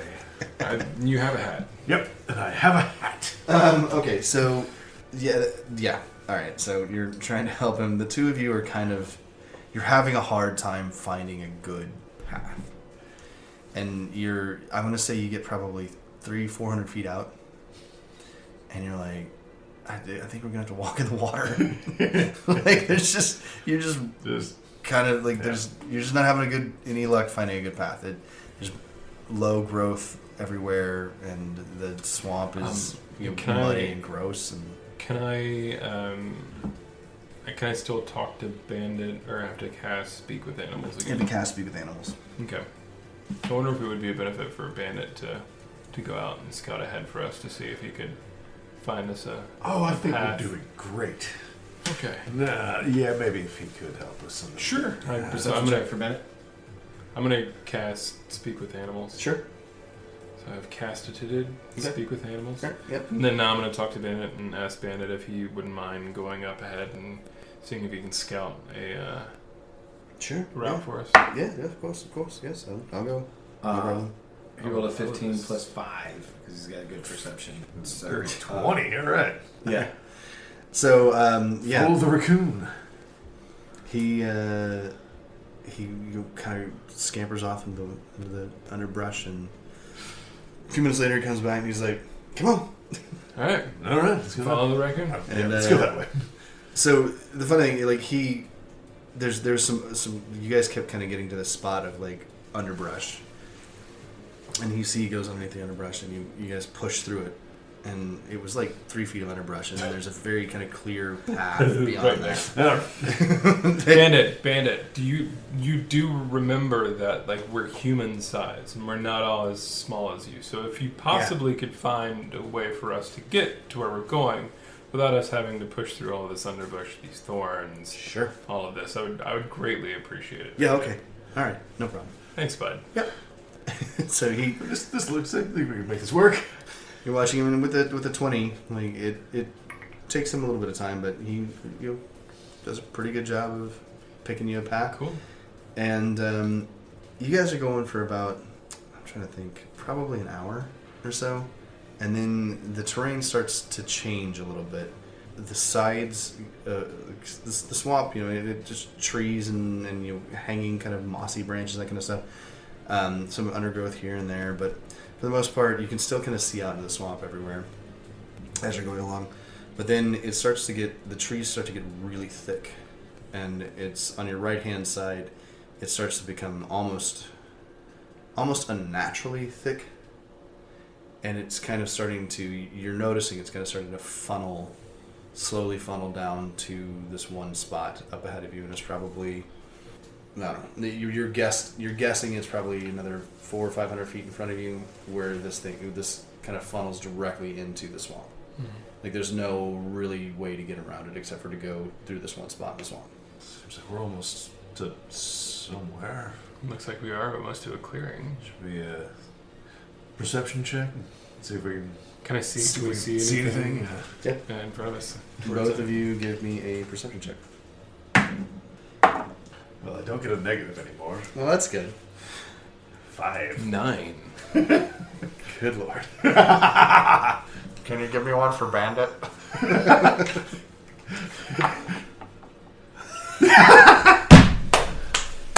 Not one. You were gonna kill us anyway. But wait, so- no, he gets a plus, right? It's still a nat 1. Still that one. Yeah, it'd be That a one is 5. always a fail. It'd be Yeah, a 6. yeah, Yeah, it pokes his eye in some underbrush. So he falls in the water. You two guys are looking around. So it was a 5 and a 6? Or 9. 5 and a 9. Yeah. Okay. All right. At least I almost got a double digits. So Almost. Zakar, you're completely. There's a lot of trees. You or Lisa, like, those trees are definitely leading us to somewhere specifically in the swamp. Like, at this point in time, you're starting to kind of notice the handiwork of your boss in this, and you're like, this is not natural. Bandit has found a bug that he's chasing. It's like, there's definitely some grub here. He's trying to catch this roach. He's going to eat. Bandit, get back here. Bandit, come here. What? But he doesn't. He Was hears that you. you, Bandit, or was that Beargar?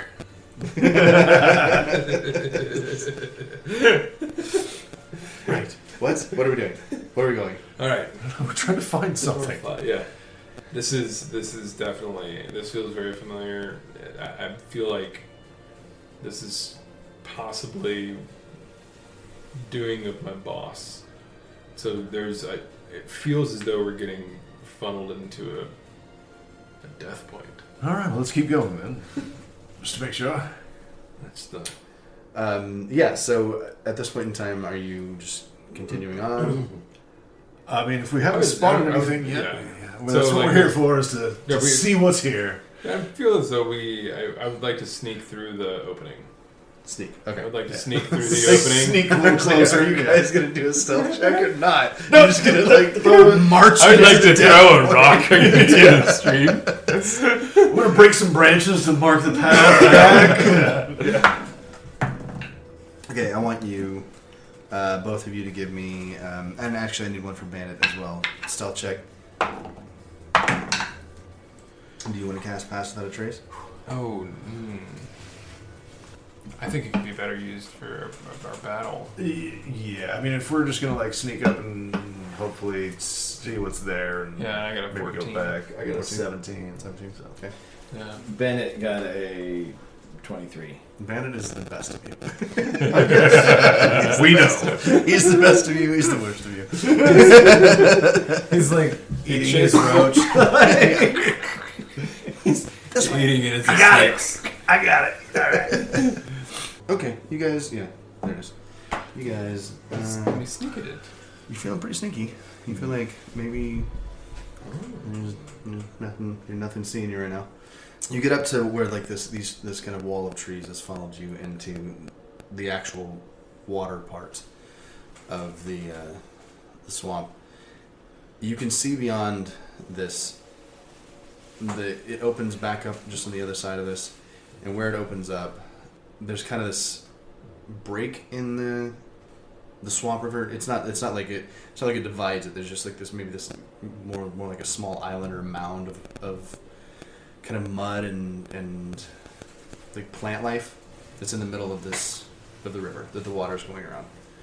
And you guys watch it for a little bit, and then you notice that the mound kind of shifts a little bit, and then a hand comes up and scratches the back of the mound, and it looks kind of like a muddy, vine-covered, massive hand that's roughly the size of your chest, scratches its back, and then goes back, and then you can tell that this mound island is not a mound at all, but something in the water that is covered in vines and I don't greenery. kill something that's covered in vines and greenery. I mean, I've chopped a lot of greenery before. I know a guy who has an axe that's made for chopping down trees. That is true. And your best guess is it's probably across its back, 7 or 8 feet across its back. Oh, good. It's a big one. Its hand is, probably a foot and a half wide. All right. Well, we came to find a thing, see what we're... I think we found that thing. I think we found the thing. That's the thing. See I think what we we're should up go against. back and tell everyone about the thing. Do you think? I think we should go back and wait for a day. That's a big thing. It's a big thing. Obviously, it's not asleep right now, so there's not really any advantage in... Nope. No. Okay. It's a big thing in our way. Bandit, is Beargar... Can he see this? Does he know? Can you inform Beargar? Beargar. Do you see this? Beargar, look at the big amalgamation. Beargar. So back in Beargar, camp, you see this? Beargar and Jasper are talking. It's like, oh, I'm really glad that that your brother made this wine. It's delicious. Do you hear that, lad? I only hear you and Thomas snoring. I hear Which is hilarious that a tree that goes to sleep in the middle of the night snores. right. That's amazing. Now I wonder if he breathes in CO2 and breathes out oxygen like a normal tree. That would be crazy. I don't know any of those words that you're saying to me right now, but okay. Do you hear the whispers though? No. Something's whispering. Oh, wait! I'm seeing from my boil. So, what are you two fuckers doing? And they're still like, Bandit lad, please slap one of these turds. He can't hear you. So he just knows that you're in his head now. He's doing that, like shaking his head. So I'm looking and I see Beargar sees the. You can see these two idiots right in front of you, right running going. Jesus.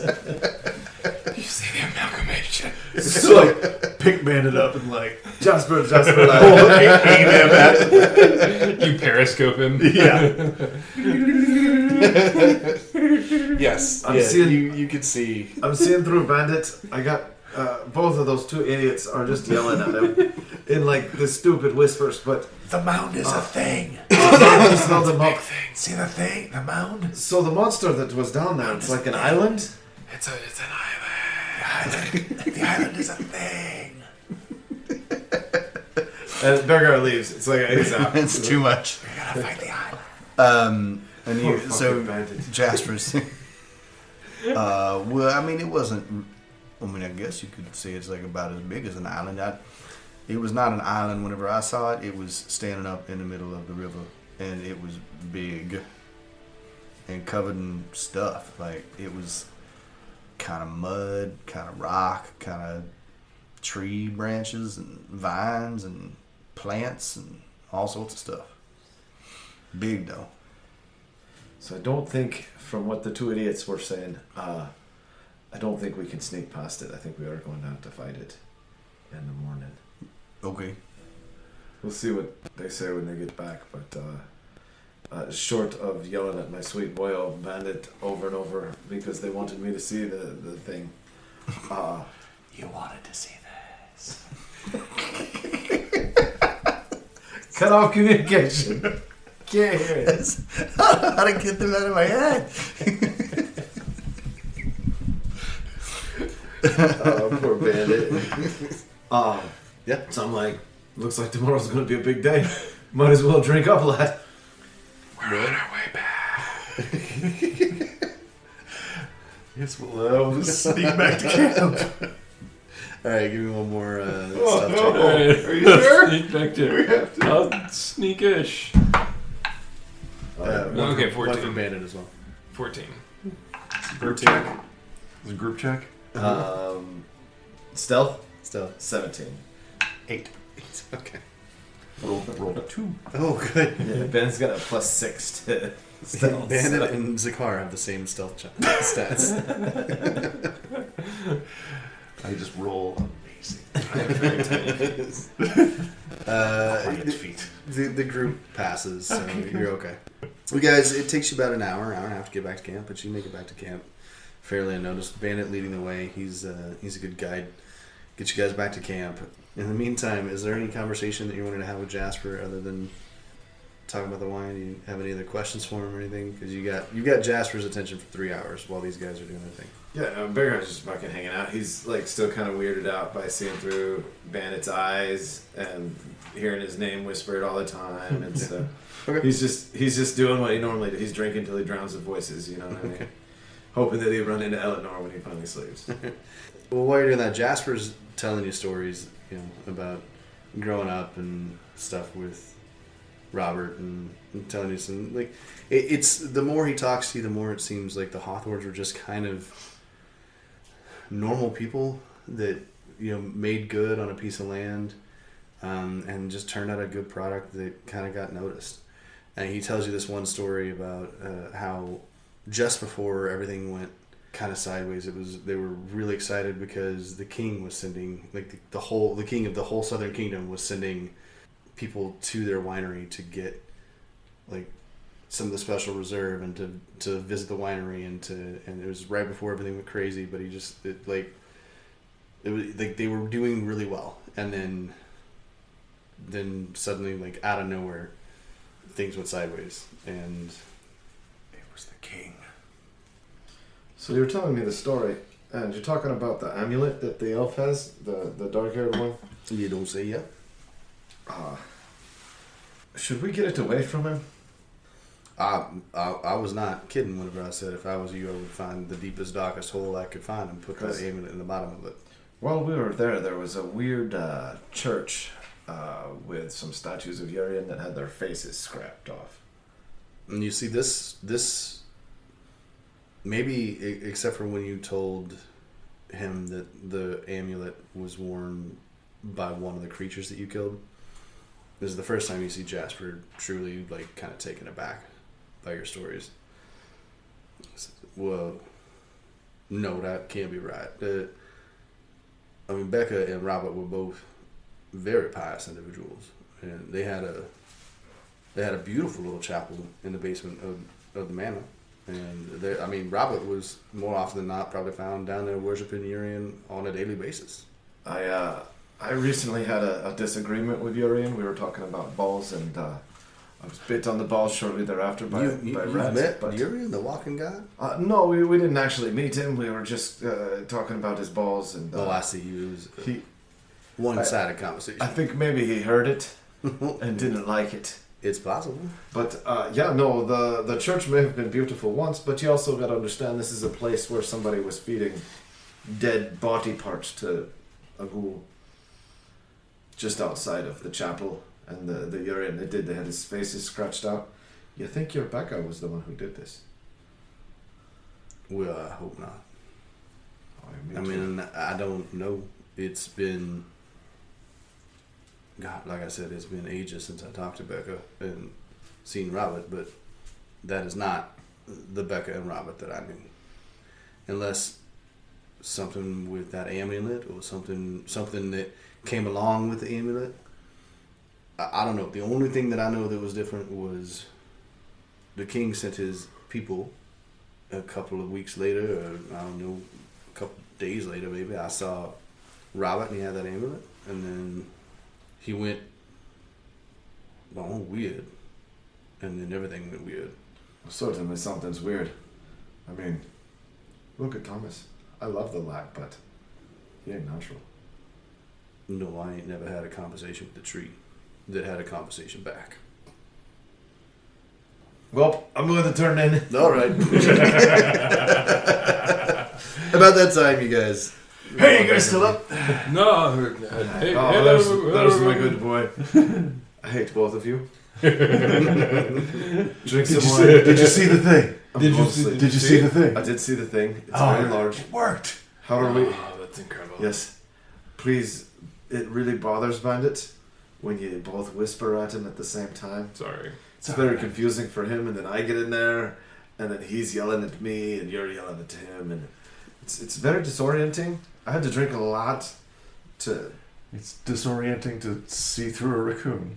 Yes. Yeah, weird. Especially when you're holding him up. We just wanted to make sure that you could see the thing. We've got a plan. I did see the thing.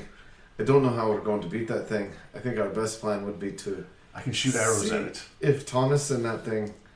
True. Could come to some sort of, maybe a deal, or they can distract each other while we go on, because... I can cast a fireball. So you're going to cast a fireball at that thing? I could. Probably really piss it off. Or light it on fire. Well, It was that's made of a fire. lot of vines. The vines can burn. It was made out of wood. I do have my new axe. You do have, but see, here's the problem: is that it's made out of wood. It's not made out of person. It's true. I think You there's might have to wood, use but- your old axe. You may need. To I could your use my old axe. axe. I'm not letting this one go ever. You can use one in each hand. Ever. Well, once The you get cold through dead hands. once you get through the wood, and you get to the monster bits. Then you Carry- can use the other axe. Carrying 5 axes. Yes.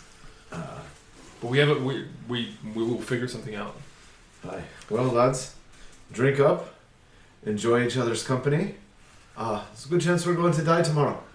And with that, Beargar curls up with Bandit. He's like, I'm sorry, boy, those guys are so mean to you. I know that you ate the bug. When I was in your head, I tasted it. It was oddly delicious. Very crunchy. It's quite crunchy. Yeah, it was great. I like the crunch part of it, actually, the yeah. most. Yeah. It's like a proper crunch and guts, I think that was. It was definitely guts. Yeah. And it's kind of ooey and gooey and crunchy. It's kind of good. I mean, definitely, not kind of good. It was delicious. it's definitely, I understand. That was a big water bug you had there. I didn't. Yeah. They crunch the best. You gotta eat them head first, though, or else they kick on the way down. It's not good.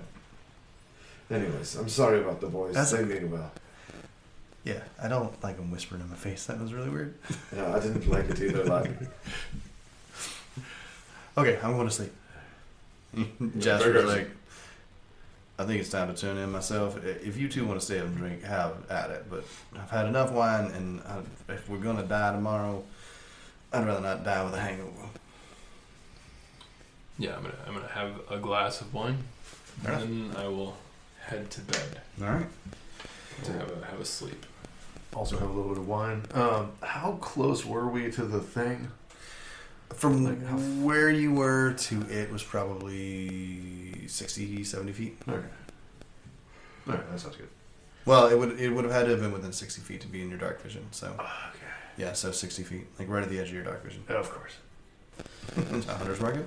No. I was gonna say that would wear off. So. Yeah, no. It's only better. Okay. We'll figure it out later. Okay. It'll work. All right. So everybody can go to sleep. Are we setting any watches, or are we just? I'll stay up later. Okay. Yeah. Okay. Cool. Uh, I'll take second watch. All right. regardless, Come wake me up. If you want to kick him, He's drunk as shit, so he's not gonna. He's not He's gonna not wake gonna I'm know gonna shit. go watch, but Okay. Eldor takes third. Bandit takes fourth watch. You're good. Yeah, we're set. Roll Bob. So short, Okay, short so rest. we'll do. Give me a perception check. Sakar. Hey, 21. All right. So Finally. the thing that you notice during your portion of the night is that it's oddly quiet here. In the woods. You would expect to hear owls and frogs and birds and Cicadas. bugs, and Yeah. you hear some small scurryings, but not as much as you would expect.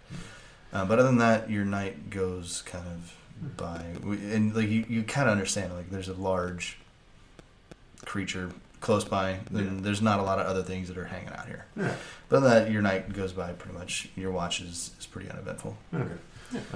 So Zakar, my brother does. He does have like a little like a necklace thing. It's got like a little kind of leather strap, like 3-inch Mhm. little thing. Just kind of plays with that. It's got some weird like symbols on it. Just a thing that he was given a long time ago. I'm just kind of playing with that. Just like I gotta have it. And Okay. that's about it.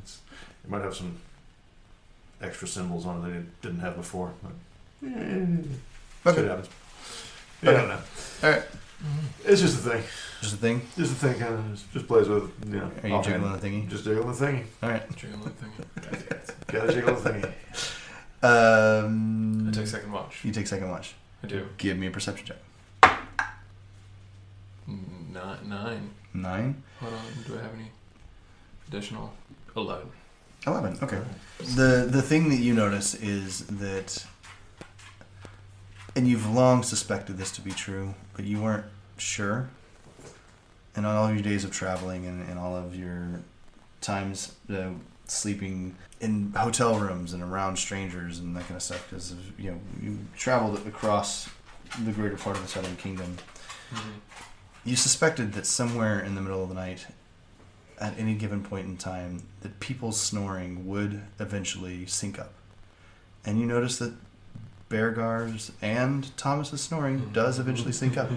And it's odd and somewhat humorous to you. But other than that, nothing else happens on your watch.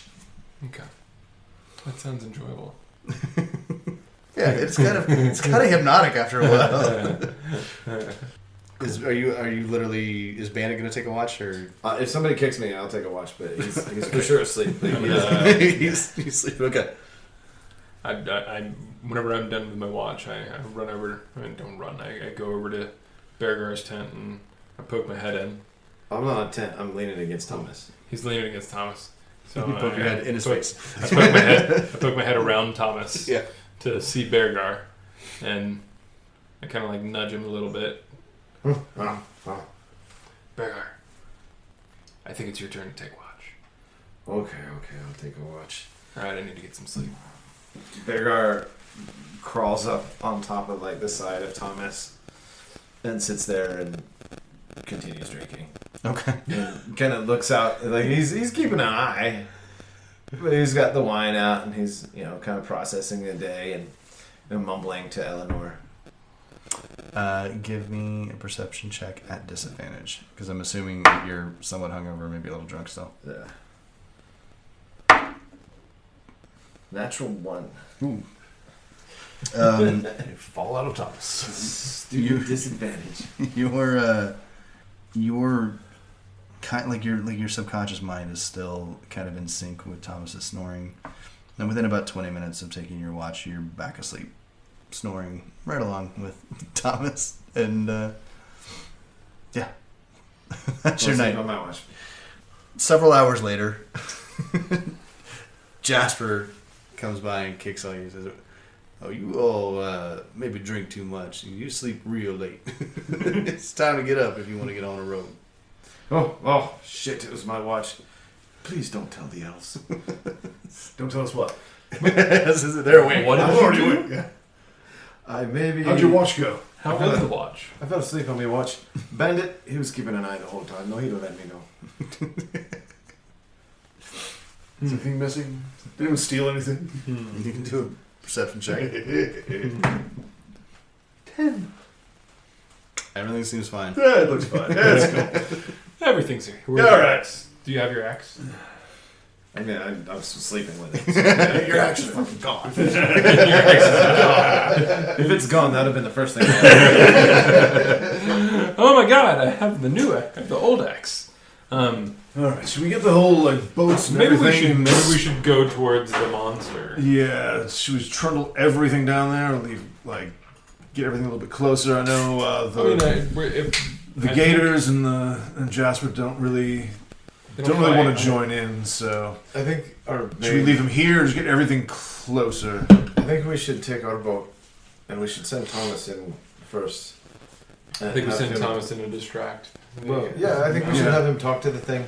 Maybe maybe they know each other. That could be. They could That is have a common What do you think? communication. They could know each other. All amalgamations know each other.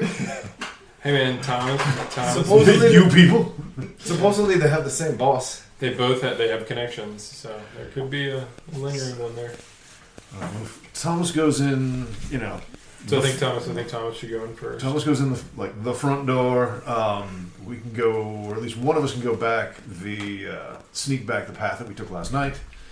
Do you think that we should try to cut our way out of the thick brush using one of the axes instead of having to go through the kill box? I mean, we kind of snuck up to the side of the kill box last night. We got fairly close. So I think we may be able to do it again.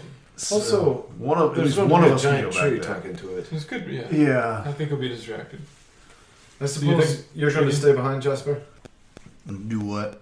Do what now? You coming with us, lad? You gonna come fight with us, Jasper? or you I'll staying take behind? you. I'll take you as close as I can get you to it, but I'm not going to go into the fight.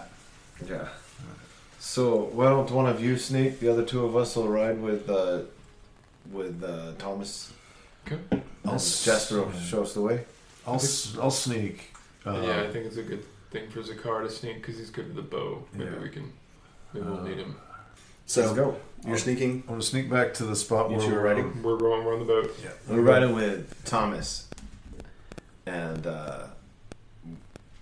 Jasper is just following along, kind of showing the way. Jasper might be our escape if we have to run away. Okay, and what is the plan? Like Thomas is gonna walk. Thomas right is up, gonna go in or are you guys first. gonna stop? Well, let me talk to Thomas, I guess. Hey, old Thomas. You down with this plan? Hey, Thomas. Mm. So remember we talked about squishums. Yeah, squishums. Right. So first, we need to talkums. We need to have a conversation with the mound. We've decided what a name. What are we going to call this? I mean, we should have Thomas ask for his name. Oh, Thomas. Yeah. Maybe you can ask for whatever it is name. Can you speak to other beings? Talking. Well, I mean, other than us, obviously, like other beings similar to yourself. I've never met another being like me. Would you like to try? Okay. Okay, cool. So we're gonna go talk to another being like you, Okay. and you're gonna go in there first to have the conversation. Okay. And just try to talk to it, figure out what it's doing, what it wants. Okay. Because I think we all work for the same lady, right? Boss. That'd be a good conversation. We all want to talk to the boss. We all want to talk to boss. That's all. Yeah, our new friends want to talk to boss. Yeah. Okay. Sounds like a good plan. I like it. I mean, I wanted to squish him. But okay. So Maybe. Thomas, There might be squishums. if the mound decides that it doesn't want to talk to you, or you can't talk to it, or it tries to hurt you in any way, Yes. you are welcome to squishums. No way. Please squish 'em. Please squishums. I like this plan. Okay. All right. Cool. So I think We're off. we're off. So, Thomas ties the boat to his waist, and Yep. you guys hop in the back. Yep. Jasper, I guess he doesn't have to lead you guys because you know where you're going now. You've been there before. So Jasper is holding up the rear. Like he'll stay 100 feet behind you. I'll get. You're sneaking. I was gonna say I'll go with them a little bit further until we get a little closer, and then I can go off, find the path again, and sneak over. Okay.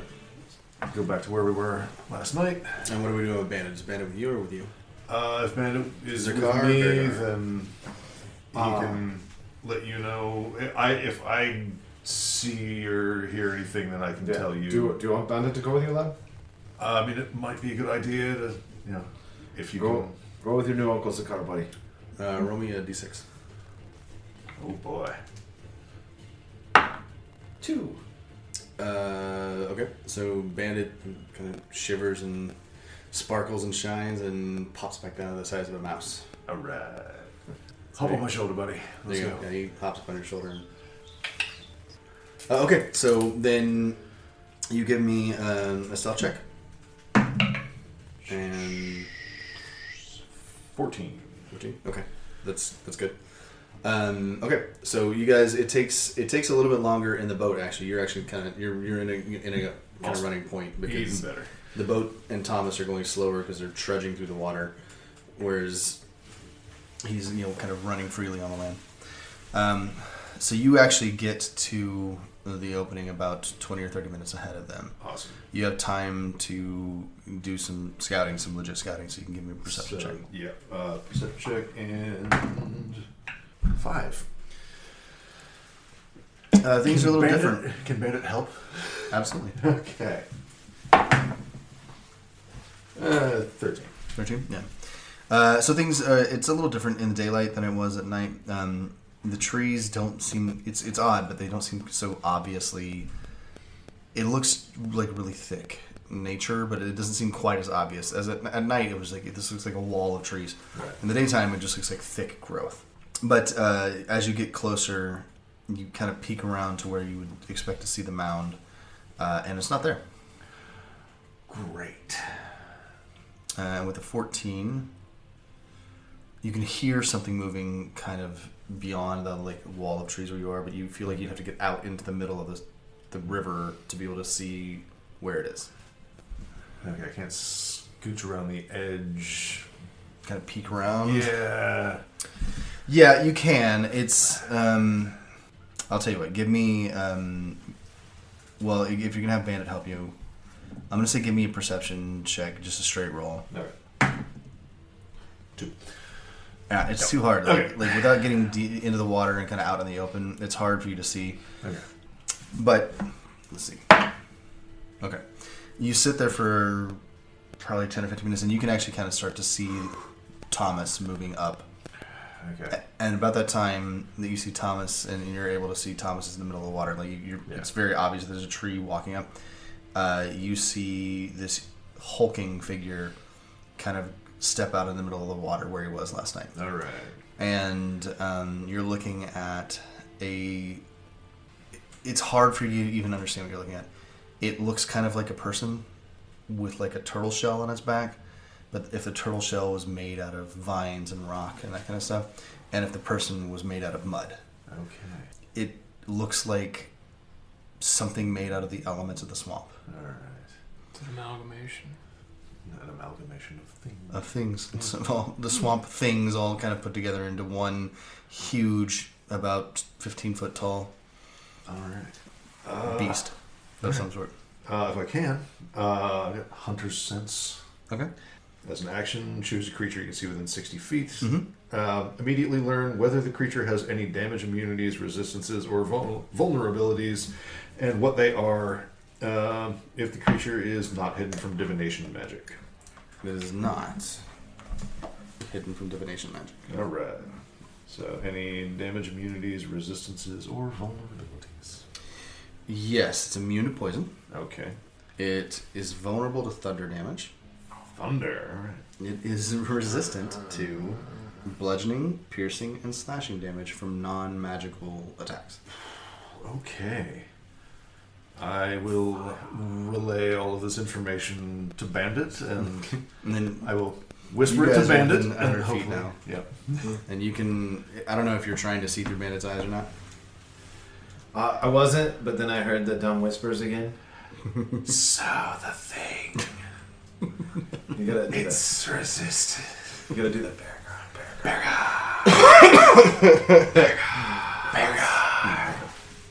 Urian's balls, I hear them again. Beargar. They're close. they're close to the bandit and the idiot. They're close to the monster. Yeah. So you hear, and I'll read it out to you. It's vulnerable to thunder. It's resistant, it's resistant to bludgeoning, piercing, slashing damage from non-magical stuff. It is immune to poison, conditioned immunities. I didn't tell you. It's also immune to exhaustion, being paralyzed, petrified, poisoned, or unconscious. It's immune to poison. Yeah. It's weak to thunder. Yeah. And I think we're not going to be able to hurt it a lot with our axes and our bows. We could set it on fire. It's not necessarily weak to fire, but again, But it this doesn't. It's not resistant. is to fire? coming to me through Bandit from the dumber one. Maybe From the dumber one. I just know this shit. If you look over there, I think you can see his hat with a little bingo ball. Oh, the monster can't see him. It's a real nice hat. So, at this point in time, I think we're going to send Thomas in. Thomas is close enough to it that they can see each other. You have told Thomas to just walk up to it and start talking. You have not given him any other instructions. So Thomas is walking up to this thing. You guys are tied to Thomas. Okay. It's resistant to We squishes. we let ourselves continue to be tied to Thomas. Is that a good idea? I don't think it's a good idea. I think we should unhook ourselves. Should we? I think I'm going to unhook myself. I got me new axe. And he just cuts it. But he said not to go rope with the axe. Now it's all. The axe was rope. Alright, for the purposes of this fight, you need to know that your axe is considered a +1 great axe. He said bite. I'm gonna Do it. Do it. Thomas is gonna have this conversation. Okay. Are you doing anything else? You've done that, and you're Yeah, I was staying just kind of that hidden. was my Okay. scouty thing. Let me do. Let's see what happens. Okay, yeah, no, it does not notice you.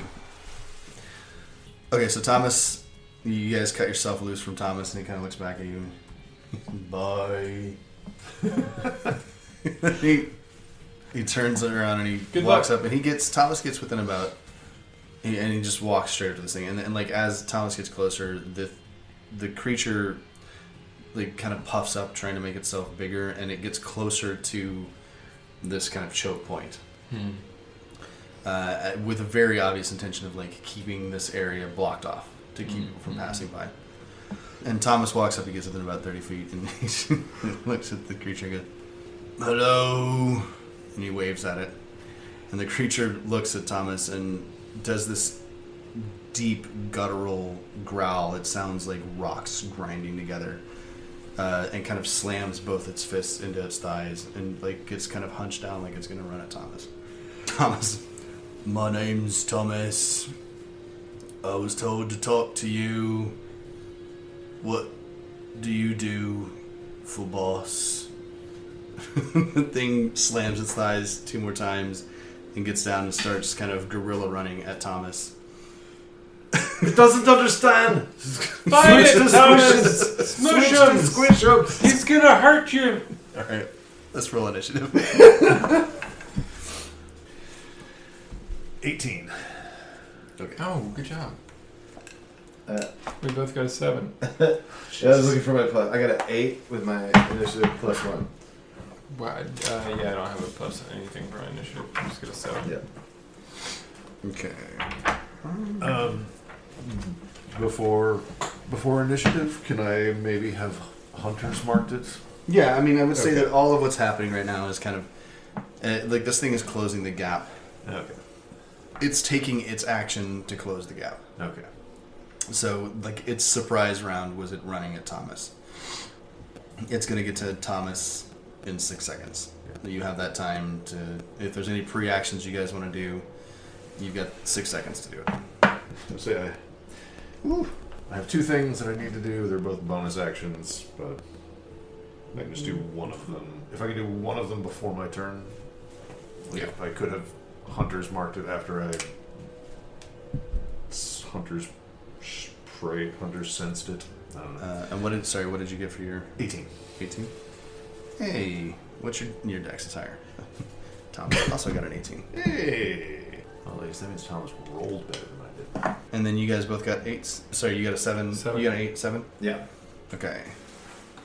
Bandit. Roll for Bandit. Bandit goes when I go. But sorry, you can roll a d6 to see if Bandit changes to his wolf form if he stays a mouse. When? He stays a mouse. Oh, right. So I'm not sure what he's going to do for you. Bandit's So he's going to stay on my shoulder. Bandit's like, I'm not doing this. Bandit's Fuck that thing. clinging on to my pom-pom. All right, Zakar, you are first to act. Oh, shit. What you going to do, Zakar? I will see this thing definitely not going for the diplomacy. No. It's like so- trying to have a conversation with a gorilla. All right. Mad silverback gorilla. So, could I have hunters marked him earlier? Like before the turn, or just... Well, no, because what I said is Yeah, we are hunter marked. in the 6 seconds, so all the pre-actions Okay. have happened. And yeah, and I guess technically speaking, this thing has made it all the way up to. Okay. So all the pre-actions have happened. You're now the first to act. Everybody's done their thing. Okay. That thing used its free action to close space. Thomas used his free action to listen to you go. guys say, hey. I guess that's Switch monster. him. He's like, okay, I'll hit him. So now we're in actual order of initiative. You're the first one to go. Okay, so then I've hunters marked him. I also... so that was before. Then I can use my bonus action to mark this guy as my Slayer's Prey. Basically just hunter's mark again. Oh. Bonus action, designate one creature you can see within 60 feet. First time, each turn that you hit the target with a weapon attack takes an extra 1d6. Nice. So you're going to end up adding 2d6. Yes. 2d6 damage to it? Yes. Okay. Okay, so it's basically hunter's mark just without all the extra Stuff. tracking, Yeah. and it's not a concentration. So I'm going to go ahead and shoot this fucker. Okay. 16. Ooh, just misses. It doesn't actually miss. Like this thing It is just- huge and like it's Yeah. got rocks and like it's big It doesn't care. and it just doesn't care. Yeah. Like it Okay. bounces off some of the rocks that are on its shoulders Yeah. and the arrow goes flying off of the legs. Okay, well, that yeah, I guess that's it then. Okay. The reason why it was important for you to know that your axe is a +1 is because it is technically magical. Oh, there you go.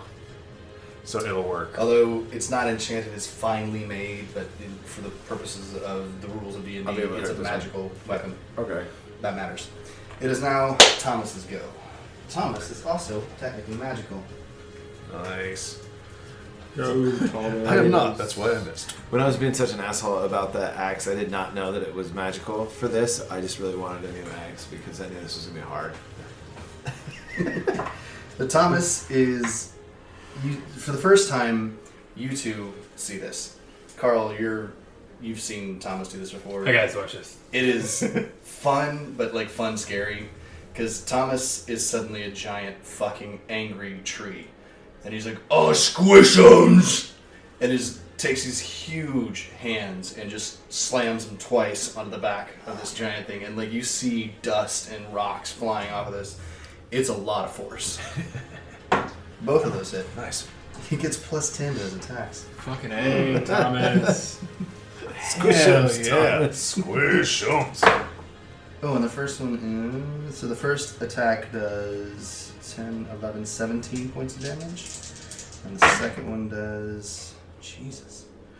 13, 19 points of damage. So Thomas... You see Thomas squishums.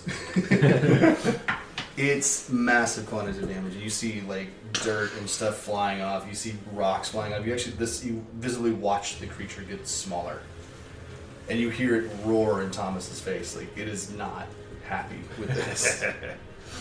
Good job, Thomas. Go Thomas. Okay, it is now the creature's turn. It is not happy with Thomas. It's going to take 2 slam attacks back at Thomas. So you see it balls up its big rock fists and just hits Thomas upside the head twice. Ooh, natural 19. That hits. 3. Unless he gets +13. He hits Thomas once in the face hard. 10, 15 points of damage. So he hits Thomas, like, the first one that he swings at Thomas, it just clocks Thomas right in the side of the head. The second one, Thomas sees it coming, though, and he kind of blocks it and pushes the hand off. I mean, these are 2 giant creatures going at it. It's Kaiju. kind of awesome. Yeah. Kind of scary. Thank God we're far away. Yeah. Kind of ish. Okay, and that brings us to Beargar. Because those 2 guys are not moving away from each other. They don't like each other. Just like a heavyweight bout. Beargar busts out his longbow. And can I light an arrow on fire? Can. I would take an action. I'm going to say he's going to take an action to do it. Okay, no. Beargar busts out his bow, and he tries to put an arrow in that thing's face. Okay. Roll. It misses. Yes. Well, you're in a rough spot. You're trying to fire but not hit Thomas, and The boat's moving in the waves. it's hard. Yeah. So when you fire, it flies off into the woods. It does not. You're also not a ranger. Not an arrow guy. I'm done. Bandit's You not can doing move. You shit. can move. Yeah. Oh yeah, no, we're gonna. Yeah, I'm gonna move up closer. I guess we'd have to row the boat. It's only like Yeah. Okay. the water's only like 3 or 4 feet deep. Okay. It's not like Get on the land. I'm gonna hop out and move. I can move 15 feet pretty easily, right? it's considered difficult terrain, so it's half of your movement speed. But you have 30. Yeah, I got 30 feet. So you yeah, have 15 feet. I'm gonna do, and each of these are 5. Mm-hmm. So I'm gonna do 1, 2, 3. I'm gonna move up here, kind of Yeah. beside Thomas, That's fine. That's good. and yeah. Bonus actions. Do you have any?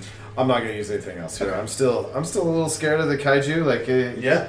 I love Thomas, and I thought he was so sweet. Now I'm seeing like, oh, Thomas is scary. Thomas squishums. Thomas Squishums. But also, I ain't gonna let this other thing mess with my new tree friend. Fair enough. That's my turn. That's your turn. I'm done. And Bennett's not doing shit. Bennett's hiding on. All right, Ben's Cahrell, on the we shoulder. are down to you, my friend. So Ben's you on the- are Ben's on the currently Right. 1, 2, 3, 4. You're about 25 feet away from this thing. Okay. You are in similar terrain to Beargar, so you're in water, so it's going to have your movement speed. You can step over here onto the land. So I would say that would be like 10 feet of movement, and then you can move because you're on land. Or you can just kind of go straight up, or you can stay where you are and just cast spells or whatever it is you want to do. I'm going to cast a spell. Okay.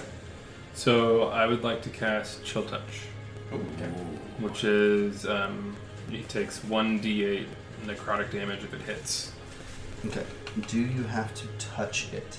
No, it can be 120 feet from it. Range. Yeah. Yep, 120 feet. Yeah, it's Sweet. one of those weird Yeah, spells. chill touch. Touch. Has nothing to do with touch. Absolutely. No, it's the chill of the dead. Yeah. Awesome. Yeah. Okay. So, on your actions, there will be a spell attack Yeah, I saw that.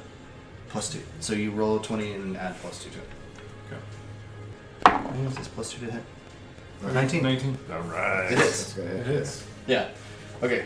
Sweet. Hell yeah. This guy cast a skeletal hand. Okay, so you roll damage, but you also do a little bit of creativity for you. You can tell me what the spell looks like for you. It can look like anything. It can look like a Skeletal little hand. It can look like a skeletal hand that comes up out of the ground and grabs Skeleton all of it. hand. Perfect. Yeah, big skeleton hand. So this is what I roll for damage. So you So do 3. 3 points of damage. All 3 right. points of damage. Yeah, but that's alright because it's not. Dope. Yeah, it's necrotic, so it's... Yeah, it's correct. Yeah, it's not. Right here. It's not immune to that. That's good Nice. damage to do. Yep. Or no, it's a cantrip, so I can cast it. Oh, nice. Yeah, sweet. You can just keep. I was gonna say. So much better. Yeah, I could be like. Just... So I'm gonna Nice. I'm gonna stay exactly where I am. Like, Okay, I don't Yeah. want to go towards it. No, you do not. Perfectly fine. Fine. Okay, we're back to the top of the order. That's back to you, Zakar. All right. So, since it and Thomas are in melee with each other, do I get advantage for flanking or anything? Or Are you part rogue? no? Nobody's flanking it. Right. Okay. So Flank would have if to be you were completely opposite. on the complete opposite side, yes, but right now you don't. Okay. All right. Well, I'll just fucking shoot you again then. Roll high. That's the plan. No. No, that's Less not, than before. That's not good. No. That's why I wanted advantage. Well, you can get to here. So Okay. next turn you could get around behind it. Okay. So after you miss with your shot, but you can move all the way around here and get around behind it for next I time. just never miss twice. That is That's really just very frustrating. weird. The first time you hit it, Nah, yeah, but still, but that's still. that shit ain't right. Even Okay. when I do hit it, it's not going to do as much damage. That brings us around to Thomas's turn. Let's go, Big T. Oh, nice. Okay, so Thomas is gonna do the same thing. He's still mad. He's still yelling "Squishums" in its face. He's gonna hit it twice. Ooh, he misses with that one, but he hits with that one. So the second one hits, and he does. Oh man, he rolled 2 6s and a 4. Baby! Go T. That's 16 plus 6. Yeah, damn. That's 22 points of damage. Yes! Thomas is doing some damage. Yes! Thomas!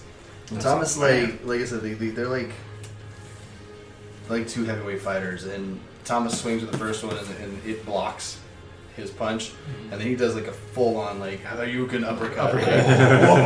Oh, yes! He does freaking 20 points of damage. Damn. I'm glad we have Thomas. Go, Thomas. So that's it. The Thomas is loving where he's at right now. He Yeah. likes being fully engaged with this thing. He's in dude, his glory. squishum. He's getting to squish him. Okay, that brings it around to his turn. The mound is going to stay engaged, and it's going to hit Thomas twice. And hits with one, misses with the other.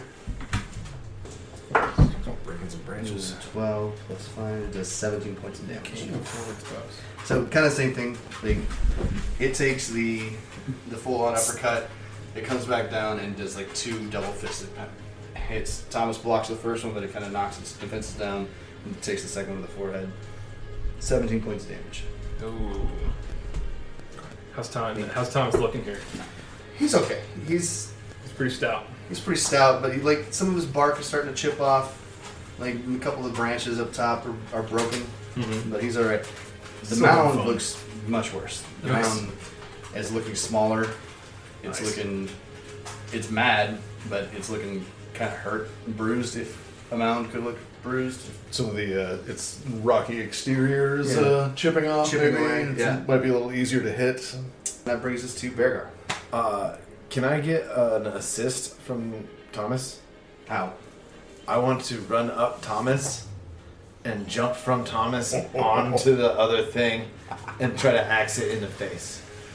I'm gonna say yes because Thomas is not doing a bonus action, so he could use his bonus action to assist you. So yes, I'll give you, or a reaction even. So yeah, he can help you. So okay. So you're gonna run up him. I'm gonna jump from Thomas onto the other thing and try to stick my axe into its face. Okay, so Thomas is gonna look at you and be like, "Throws." Thomas. So Thomas, like as you're running at Thomas, he'll scoop you up and kind of chuck you up into the air at the thing.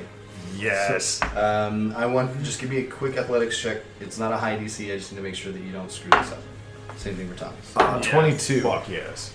Oh yeah, Thomas got over 10. So Thomas picks you up, chucks you up in the air. So now roll your attack. Throw-ums! No! Not used the fastball special yet. No. He threw you. So that's exactly what happened. You're like throw, and he chucks you. Like, you go. Just ass over bandbox. Holy shit! He throws you 25 feet. You go 1, 2, 3, 4, 5. Whoa. You land that far back, and you take 6 points of falling damage. They take like bludgeoning damage from hitting the thing and bouncing off. So he fully threw you like over, like You're like, over the top. You saw it go between your legs. Oh shit! Shit! So Beargar lands in the water, splashes around a little bit, I don't think you landed checks in his the water. wine bottles. Yeah, that's still water, right? Nope, you're on the ground. He threw you out of the water. Checks his wine bottles. You lose 1 wine bottle in this. Feels around for his axe. Finds the broken wine bottle. Checks to make sure like the glass didn't stab him. Like, am I bleeding? Am I bleeding? There's like just wine. No, that's fine. There's like just a little bit of wine left. He like Well, you still technically have almost all of your movement because you moved 5 feet to get to Thomas, and then he threw you 25 feet. So you can run back to the thing if you want to. yeah. No, I'm gonna do the wine and I'm gonna take 1 step back, but I'm not gonna engage just Okay. yet. Okay. This is such a go. I was like, this is gonna be amazing. Actually, oh, nah. Well, because you gotta get up. Yeah. Yeah. Well, that's the spot I need to get the line. Well, it is I can here. go. So you can get there. Okay, or I can get behind him and Or shoot we him. get behind him too. Yeah. I don't want to. Man, I thought that was gonna be I'll so get cool. behind him. Oh, it was. Yeah. I mean, it still was It pretty was cool. still pretty cool. Sorry. You're not good at throws. You're not good at You're very light. Okay. Cahrell. all right, I'm gonna cast chill touch again. Okay. Um, I feel like your spell attack modifier is higher than a 2. I'm having a hard time with I think this. that chill touch just hits. I don't think he has to roll. No, that's anything. roll. He does. Yeah. He has to have a spell attack modifier. It's It's a not spell. +2. Proficiency bonus +2. Maybe it is. His proficiency bonus is +2. Yeah, it is. It's +2. okay. Okay, so Hey, what that was is a it? good roll. Yeah. Oh. 8. An 8 +2 is 10. So the No, next one- it's an 8. It was a 6 Oh, plus 6 2. plus plus 2. 2. Okay, so this one misses. The skeletal hand comes up out of the ground again, and it it watches Beargar go flying by. It's distracted. No, okay. It's like one of the hands from Labyrinth. It whiffs on this thing, maybe, and it's the thing's kind of got a little smaller, so it just didn't quite have enough room to grab what it was expecting to grab. Do you have any bonus actions or anything like that? No, my only bonus action is if I have 2 things in my hands. Okay. Cool. So I'm gonna I should probably move. No, I'm gonna stay there. Okay. You're fine there. Yeah, I'm good. That brings us back to the top of the round. Zakar. I've got to get down. Get down. Got to get up, get down. I got to get right to where Beargar is in front or behind. Can I shoot over him? Sure. Past him? Yeah. I can take I could have taken a step forward when I did it too. It's fine. You can. I'm going to let him shoot around you. Okay, so I'm just going to kind of come running up. Holy shit, Batman, where did you come from? You all right? Are you bleeding? You're bleeding. I'm bleeding a little. I did a throw-ums. Oh, It didn't work out like I hoped. well, shit. Let's see if this works. All right, so now I'm flanking. Now you're flanking. So Now you get advantage. Get advantage? Yep. Even better. Okay. So, wow, that's awful. But, actually, that one might even hit. But I took a feat called Elven Accuracy. Sure. So when I have advantage, I get to reroll one of them. Okay. So, You I reroll think one. I got a 18 to hit on one of them. But 18 hits. Okay. See if you get a 20 now. Yeah. I got a 17. So Yeah, so you that's- definitely hit. I will hit at least, so that's a plus. Okay, so T8 plus 4. That's 8 points of piercing damage. Halves. Yeah. And then these I think are magical. They're magical. Hunter's Mark Yeah, and Slayer's. those are damage, full so, damage. 6. Okay, so it does damage, man. Like Finally hit! a total of 10 points of damage to it. Alright. So you fire your arrow over Beargar's shoulder. It hits it like right between the shoulder blades, and you hear it kind of roar. And like for the first time, it's really realized that there's somebody else in the fight. And it turns around and looks at you, but it also has a giant tree in its face that's continuing to Punch the shit out punch of the it. shit out of it. Nice. Alright. That brings us to Thomas's turn. Thomas is 11 life. He's just going to keep doing Thomas's 2 attacks. Ooh, it hits on both. This could be bad for it. Yeah. So Thomas, it sees that it's distracted by you a little bit, and he takes the opportunity to get inside his defenses, and it just does 2 like straight up like crosses on his face. Yes. First one does 17. 17 points to the first one. Yes. Good God, man. Thomas is rolling massive damage. It's 17, and this one's 11, 15, 22. So a total of 39 points of damage. Whoa! It's like 6 of our turns. Yeah. Like this bitch ain't dead yet. Yeah, Thomas actually, done 10. has done probably like 70 More points of than damage. that. 70 to 80 points of damage, and this bitch hadn't even like. This is still. I did 10. You did good. Yeah. And then I you did got it 3. for. Yeah. I added. I got 6 to myself.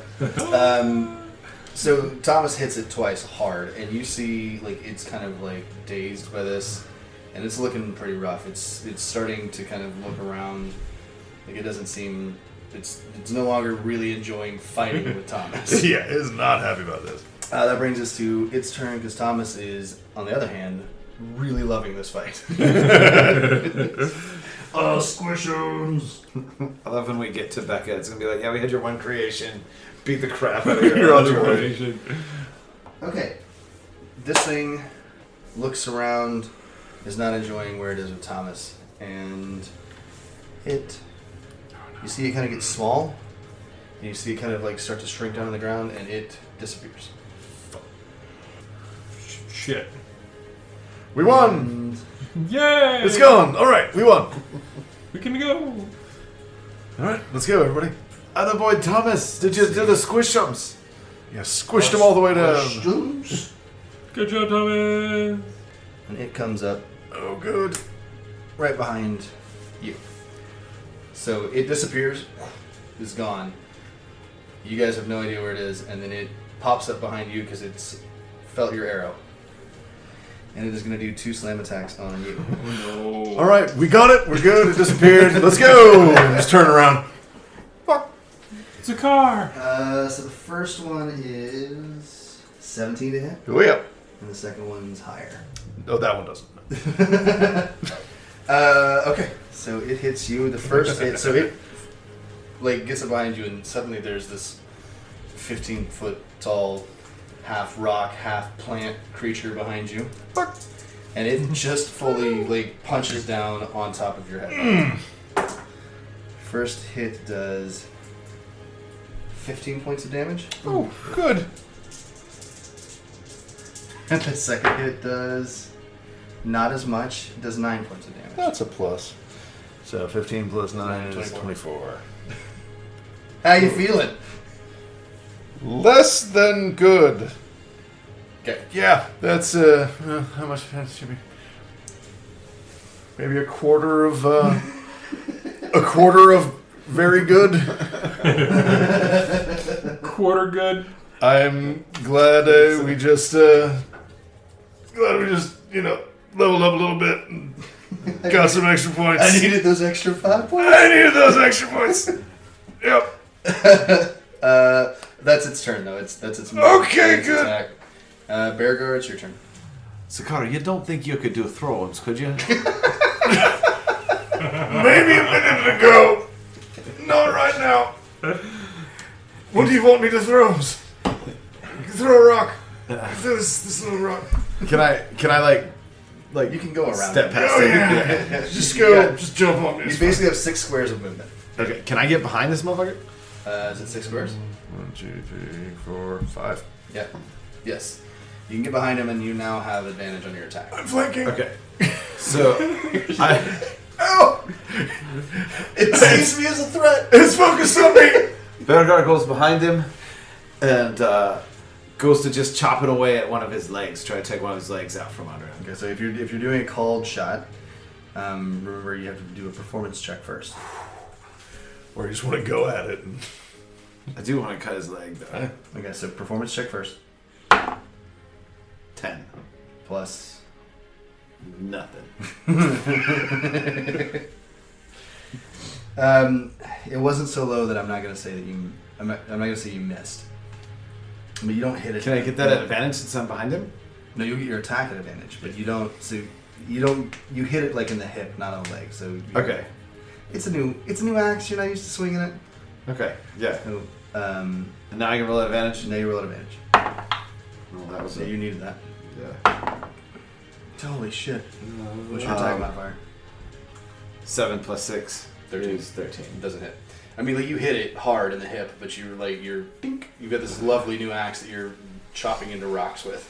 God damn it! Trying the same thing again. Bonus roll the action. attack. Yep. Okay. You do still have advantage. That's so close. I know. 20, not 20.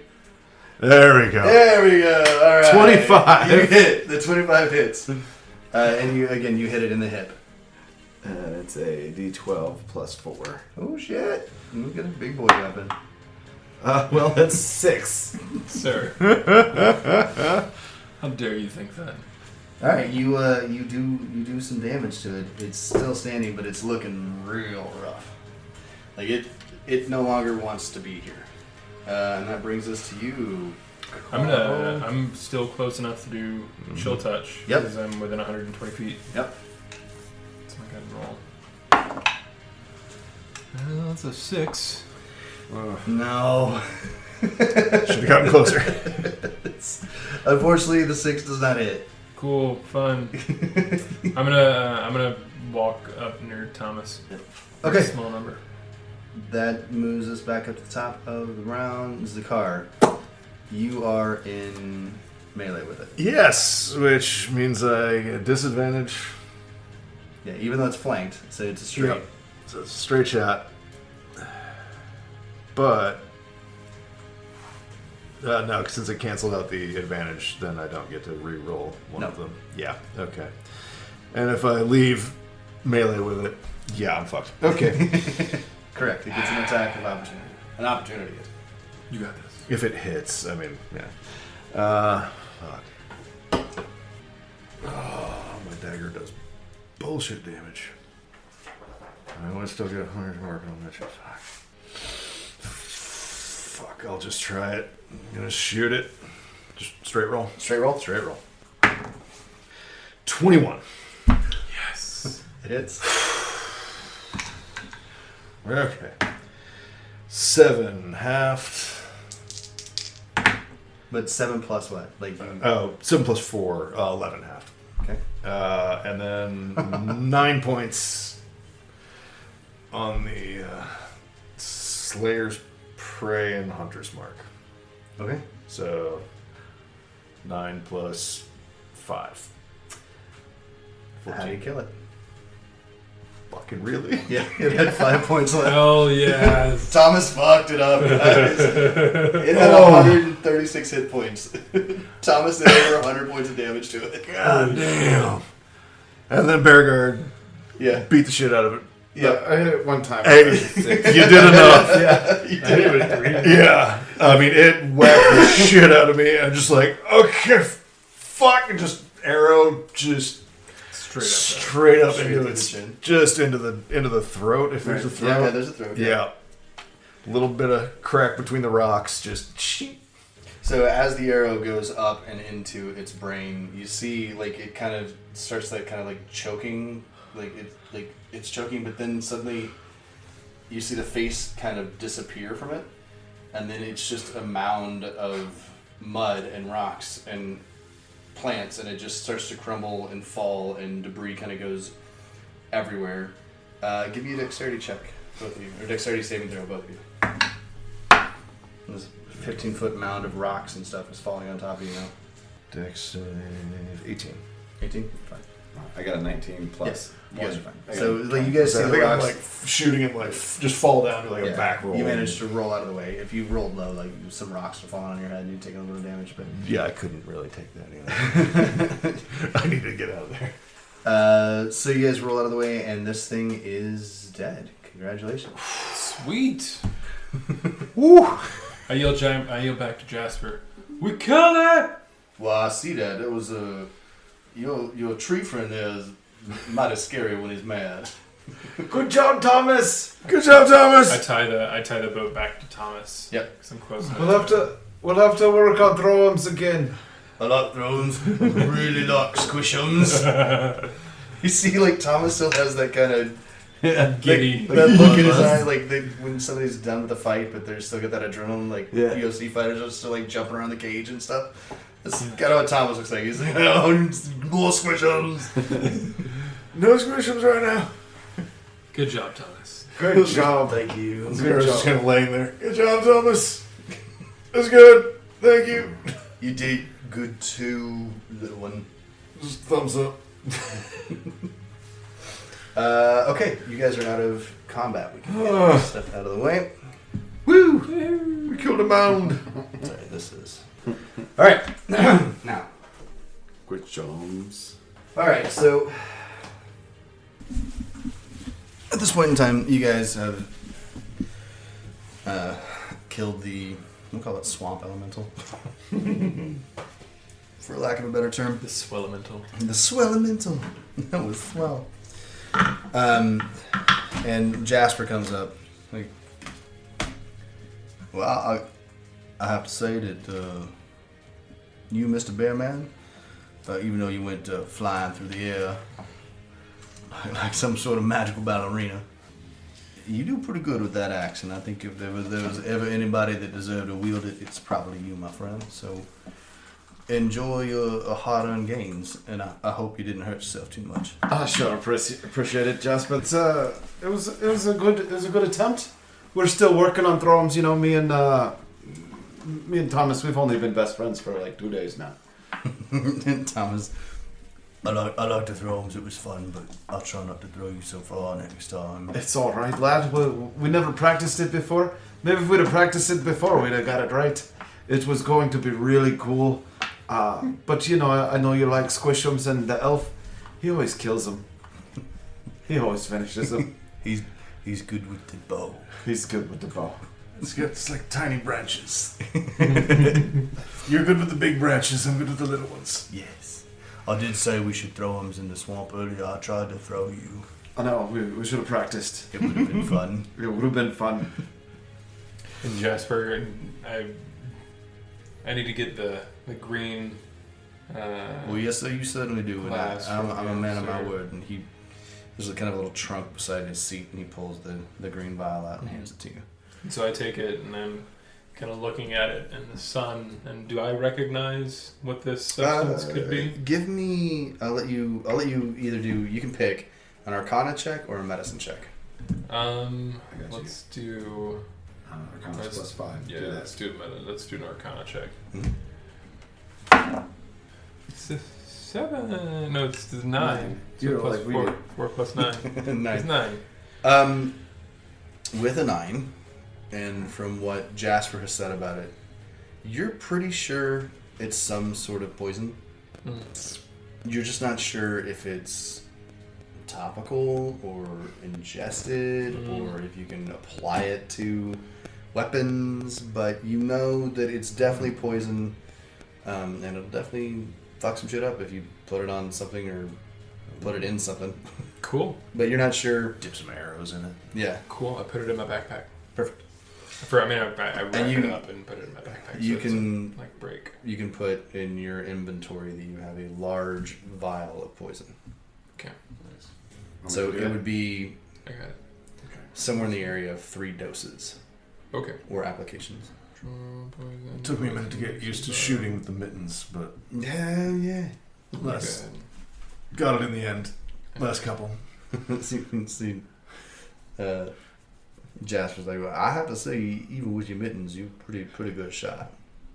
Now, gentlemen, I really do appreciate the fact that you've cleared the way for me, and that's all I asked you to do. I do need to move on up this, technically down this swamp. I'm moving towards my sister-in-law, and I would love it if you would join me further, but really, I just asked you to get me past this thing. So Shit, lad, I'm curious now. And I got me tough new axe. I just want to lay down in the boat.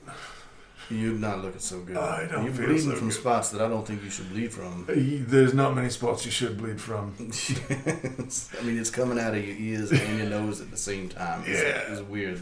It doesn't feel great. I always love adventure. I'd be okay with going. I'm gonna pop a good berry. Add one more though. 7 berry. It'll help. A burr. I would say that you look one better. I feel one better. Beargar realizes that he has the desecrated Urian figurine while he's snooping around in his bag looking for a healing potion. Okay. And he goes ahead and shows that to Jasper. Hey, Jasper there, lad. I found this figurine at the in the Hawthorne Manor. Mm-hmm. It's what the statues look like with the face scratched out. I was gonna let the elf keep it, but we didn't want him to have anything dangerous. So, you know, maybe we should talk to him about the locket. Yeah. Yeah. I mean, Oh, not this thing. Hold up, I've got a surgical saw that I stole from this thing? not that. Not No, that. Okay. I mean, that's also disturbing. That was in the basement, Yeah. and the figurine was in. And then you said that's what the statues look like. That's correct, lad. They were using the room next to the chapel. It looks like to cut up bodies to feed the ghouls. You think that's Becca? I think that if we go with you, we should be cautious. That ain't the Becca that I used to know, but that don't mean that that's what she could have become. That there's no telling what happens to a person in 4 years. I mean, my brother was not my brother the last time I saw him. But shit, yeah. Let's go see what's going on with this lady, huh? Yeah, we should go see what's happening to her for sure. And I would say that locket you have, you shouldn't play around with it. I mean, I'm not planning on it, but yeah, Okay, it's interesting. just be careful. Would you be willing to maybe hand that over there, lad? I mean, I've got it. It's safe. It's fine. It's up to you guys. If you want to try and persuade him. Beargar isn't gonna fight it that hard. Okay. Just don't touch it or open it or look at it. Leave it in there. I mean, Leave it in there. planning on leaving it in there. Handkerchief. We should drop it in the river probably. I mean, you don't want anyone else to find it. You know, Jasper's dredging things up. Someone else might find it and turn into a ghoul or something. It's very Lord of the Rings. Drop the one ring in the river. Yeah. Just chuck it in there. So. I was going to say we should take it to the volcano, but Hey man, I dredged this shit up. you know the Mount D something. Okay, so you guys are continuing on up the river. Thomas is pulling you. Yep. Jasper's leading the way. It's probably another 4 or 5 hours of travel, and it's the only thing that's different here is that the growth on either side of the swamp is much more dense. It's very much like some walls. It's more like a hallway than it is a swamp. More jungly. Well, it is starting to feel more purposeful. Like if you get to this point, you're kind of heading to where you're supposed to be going. There's only one place you can go. Yeah, it's feeding you into something. One way Yeah, there's the car. You got any heal potions or anything? You're looking pretty bad there, buddy. I was just digging around for that. gonna... I don't think so. I think I had one. I think we used it. I can... Yeah, I think you did use it. Yeah, I think we did. You think you could do something to ease it up? Yeah, let me Our see if boy I here can... took a pretty big shot from a big stone fist. I'm doing better. I could try to cast Cure Wounds. Yeah. So that's a creature you touch regains number of hit points equal to 1d8 plus your spellcasting ability modifier. Which is a +2. Nice. Yeah. So, 1d8. This guy. Yeah. 4. 4. Hell yeah. 4 hit points to you. Awesome. Been rolling so. So then I know. We've all been rolling so bad today. Thank you. You're welcome. I am So one of my spell slots. getting is the- closer to half. Yeah, there we go. So you're moving down the river, and like I said, you've been going about 4 or 5 hours, and then suddenly you start to notice. Can we take a short rest? Use some hit die. For sure. Okay. Yeah, because I would say that while you're on the boat, you're not doing anything. You're just Call gonna that a sit short there. rest. So yes, you can do a short rest, and you can roll some. You got hit die you can roll for sure. I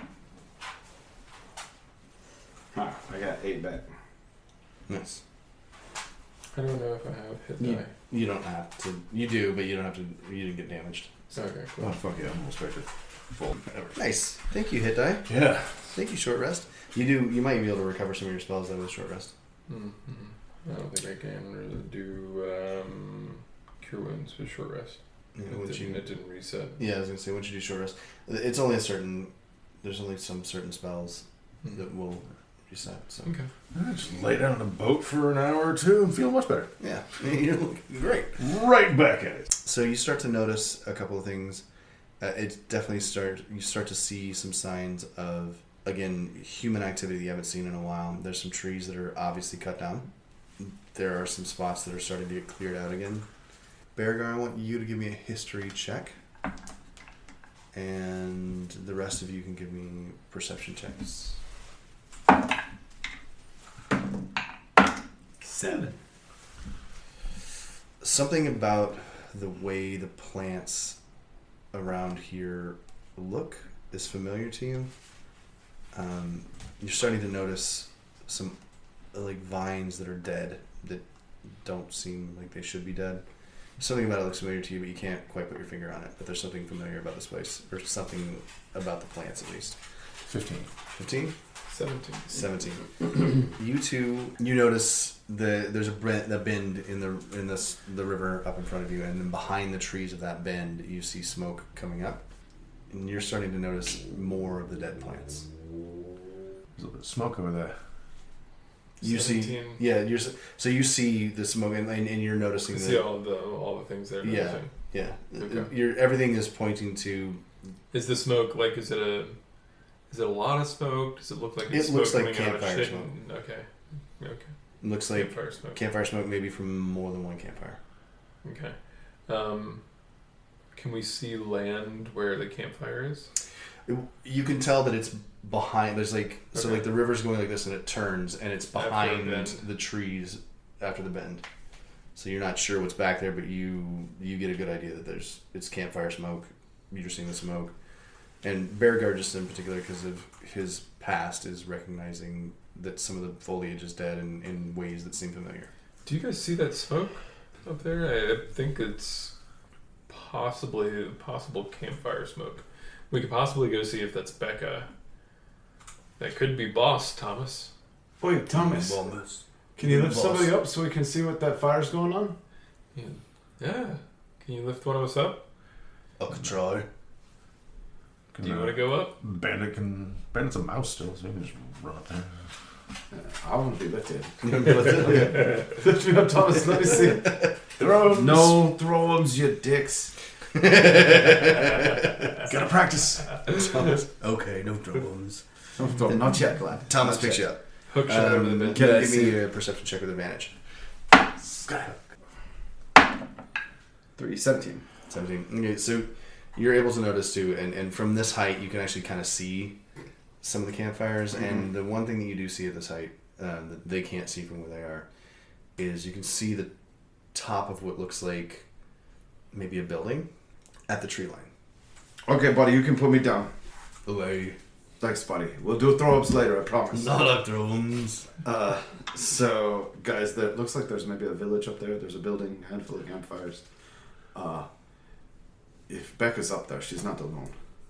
So what's our plan of action here? Should we go? Should Thomas and I? Should we do it before, pull off? We can sneak around. Yeah. See if we can scout out a little bit. I think that would be a good idea to kind of scout around. Maybe we can find a path through the bend, through the forest. See what we're up against. See what we're coming up to. Okay. Just give me a group investigation check, and then a group stealth check. You too. Investigation and then stealth. No. 17 investigation. Okay. And a 15 stealth. Or 17 stealth as well. Stealth. So. So 17. I didn't get to double digits on it. 18 stealth. 18 stealth. Okay. So those are both group checks. So together, while you guys are kind of floating in the river, you do see that as you come up to that bend, there seems to be some breaks in the trees where you could probably get off the boats and sneak through. Mm-hmm. So you found your path through the trees, and then you rolled a high enough stealth check to be able to get through those trees unnoticed as a group. And you get to the edge of the trees, and you can see off to your right is where that bend comes back around, and then directly kind of in front of you and a little to the left is what looks like a beach. It's a mud beach, but it's kind of a long stretch of the river that's about 100 feet or so, and you can see where there's boats that have been pulled up there. And then as you look off up into the left in the swamp, there's a big hill at this point in time in the swamp, and there's ruins. You can tell that this looks like one of the oldest sets of ruins that you've seen, Beargar, as a traveler. And you kind of remember stories of one of the first real civilizations was the Kinder civilizations that lived in the swamps down here, and then they were pushed out by the humans later. And these look like the old Kinder ruins. Stone buildings, stone walls, kind of terraced, or would have been gardens at one point in time, but now it's just kind of overgrown swamp areas. But at the very and like on each terrace you see like a little tent and a campfire. At the very top you see a 4-pillared kind of stone pavilion looking thing with a roof on it, and you can surmise that at the top that's what you saw. There's definitely some activity up there of some sort. And then you notice on your second terrace to the right there are kind of low cages, and there are people in the cages. And that's where we're going to end tonight's episode. And that concludes episode 6 of the Corellan Chronicles. Join us next time to see who's in the cages and if we have a return of a fan favorite character. Thanks so much for listening.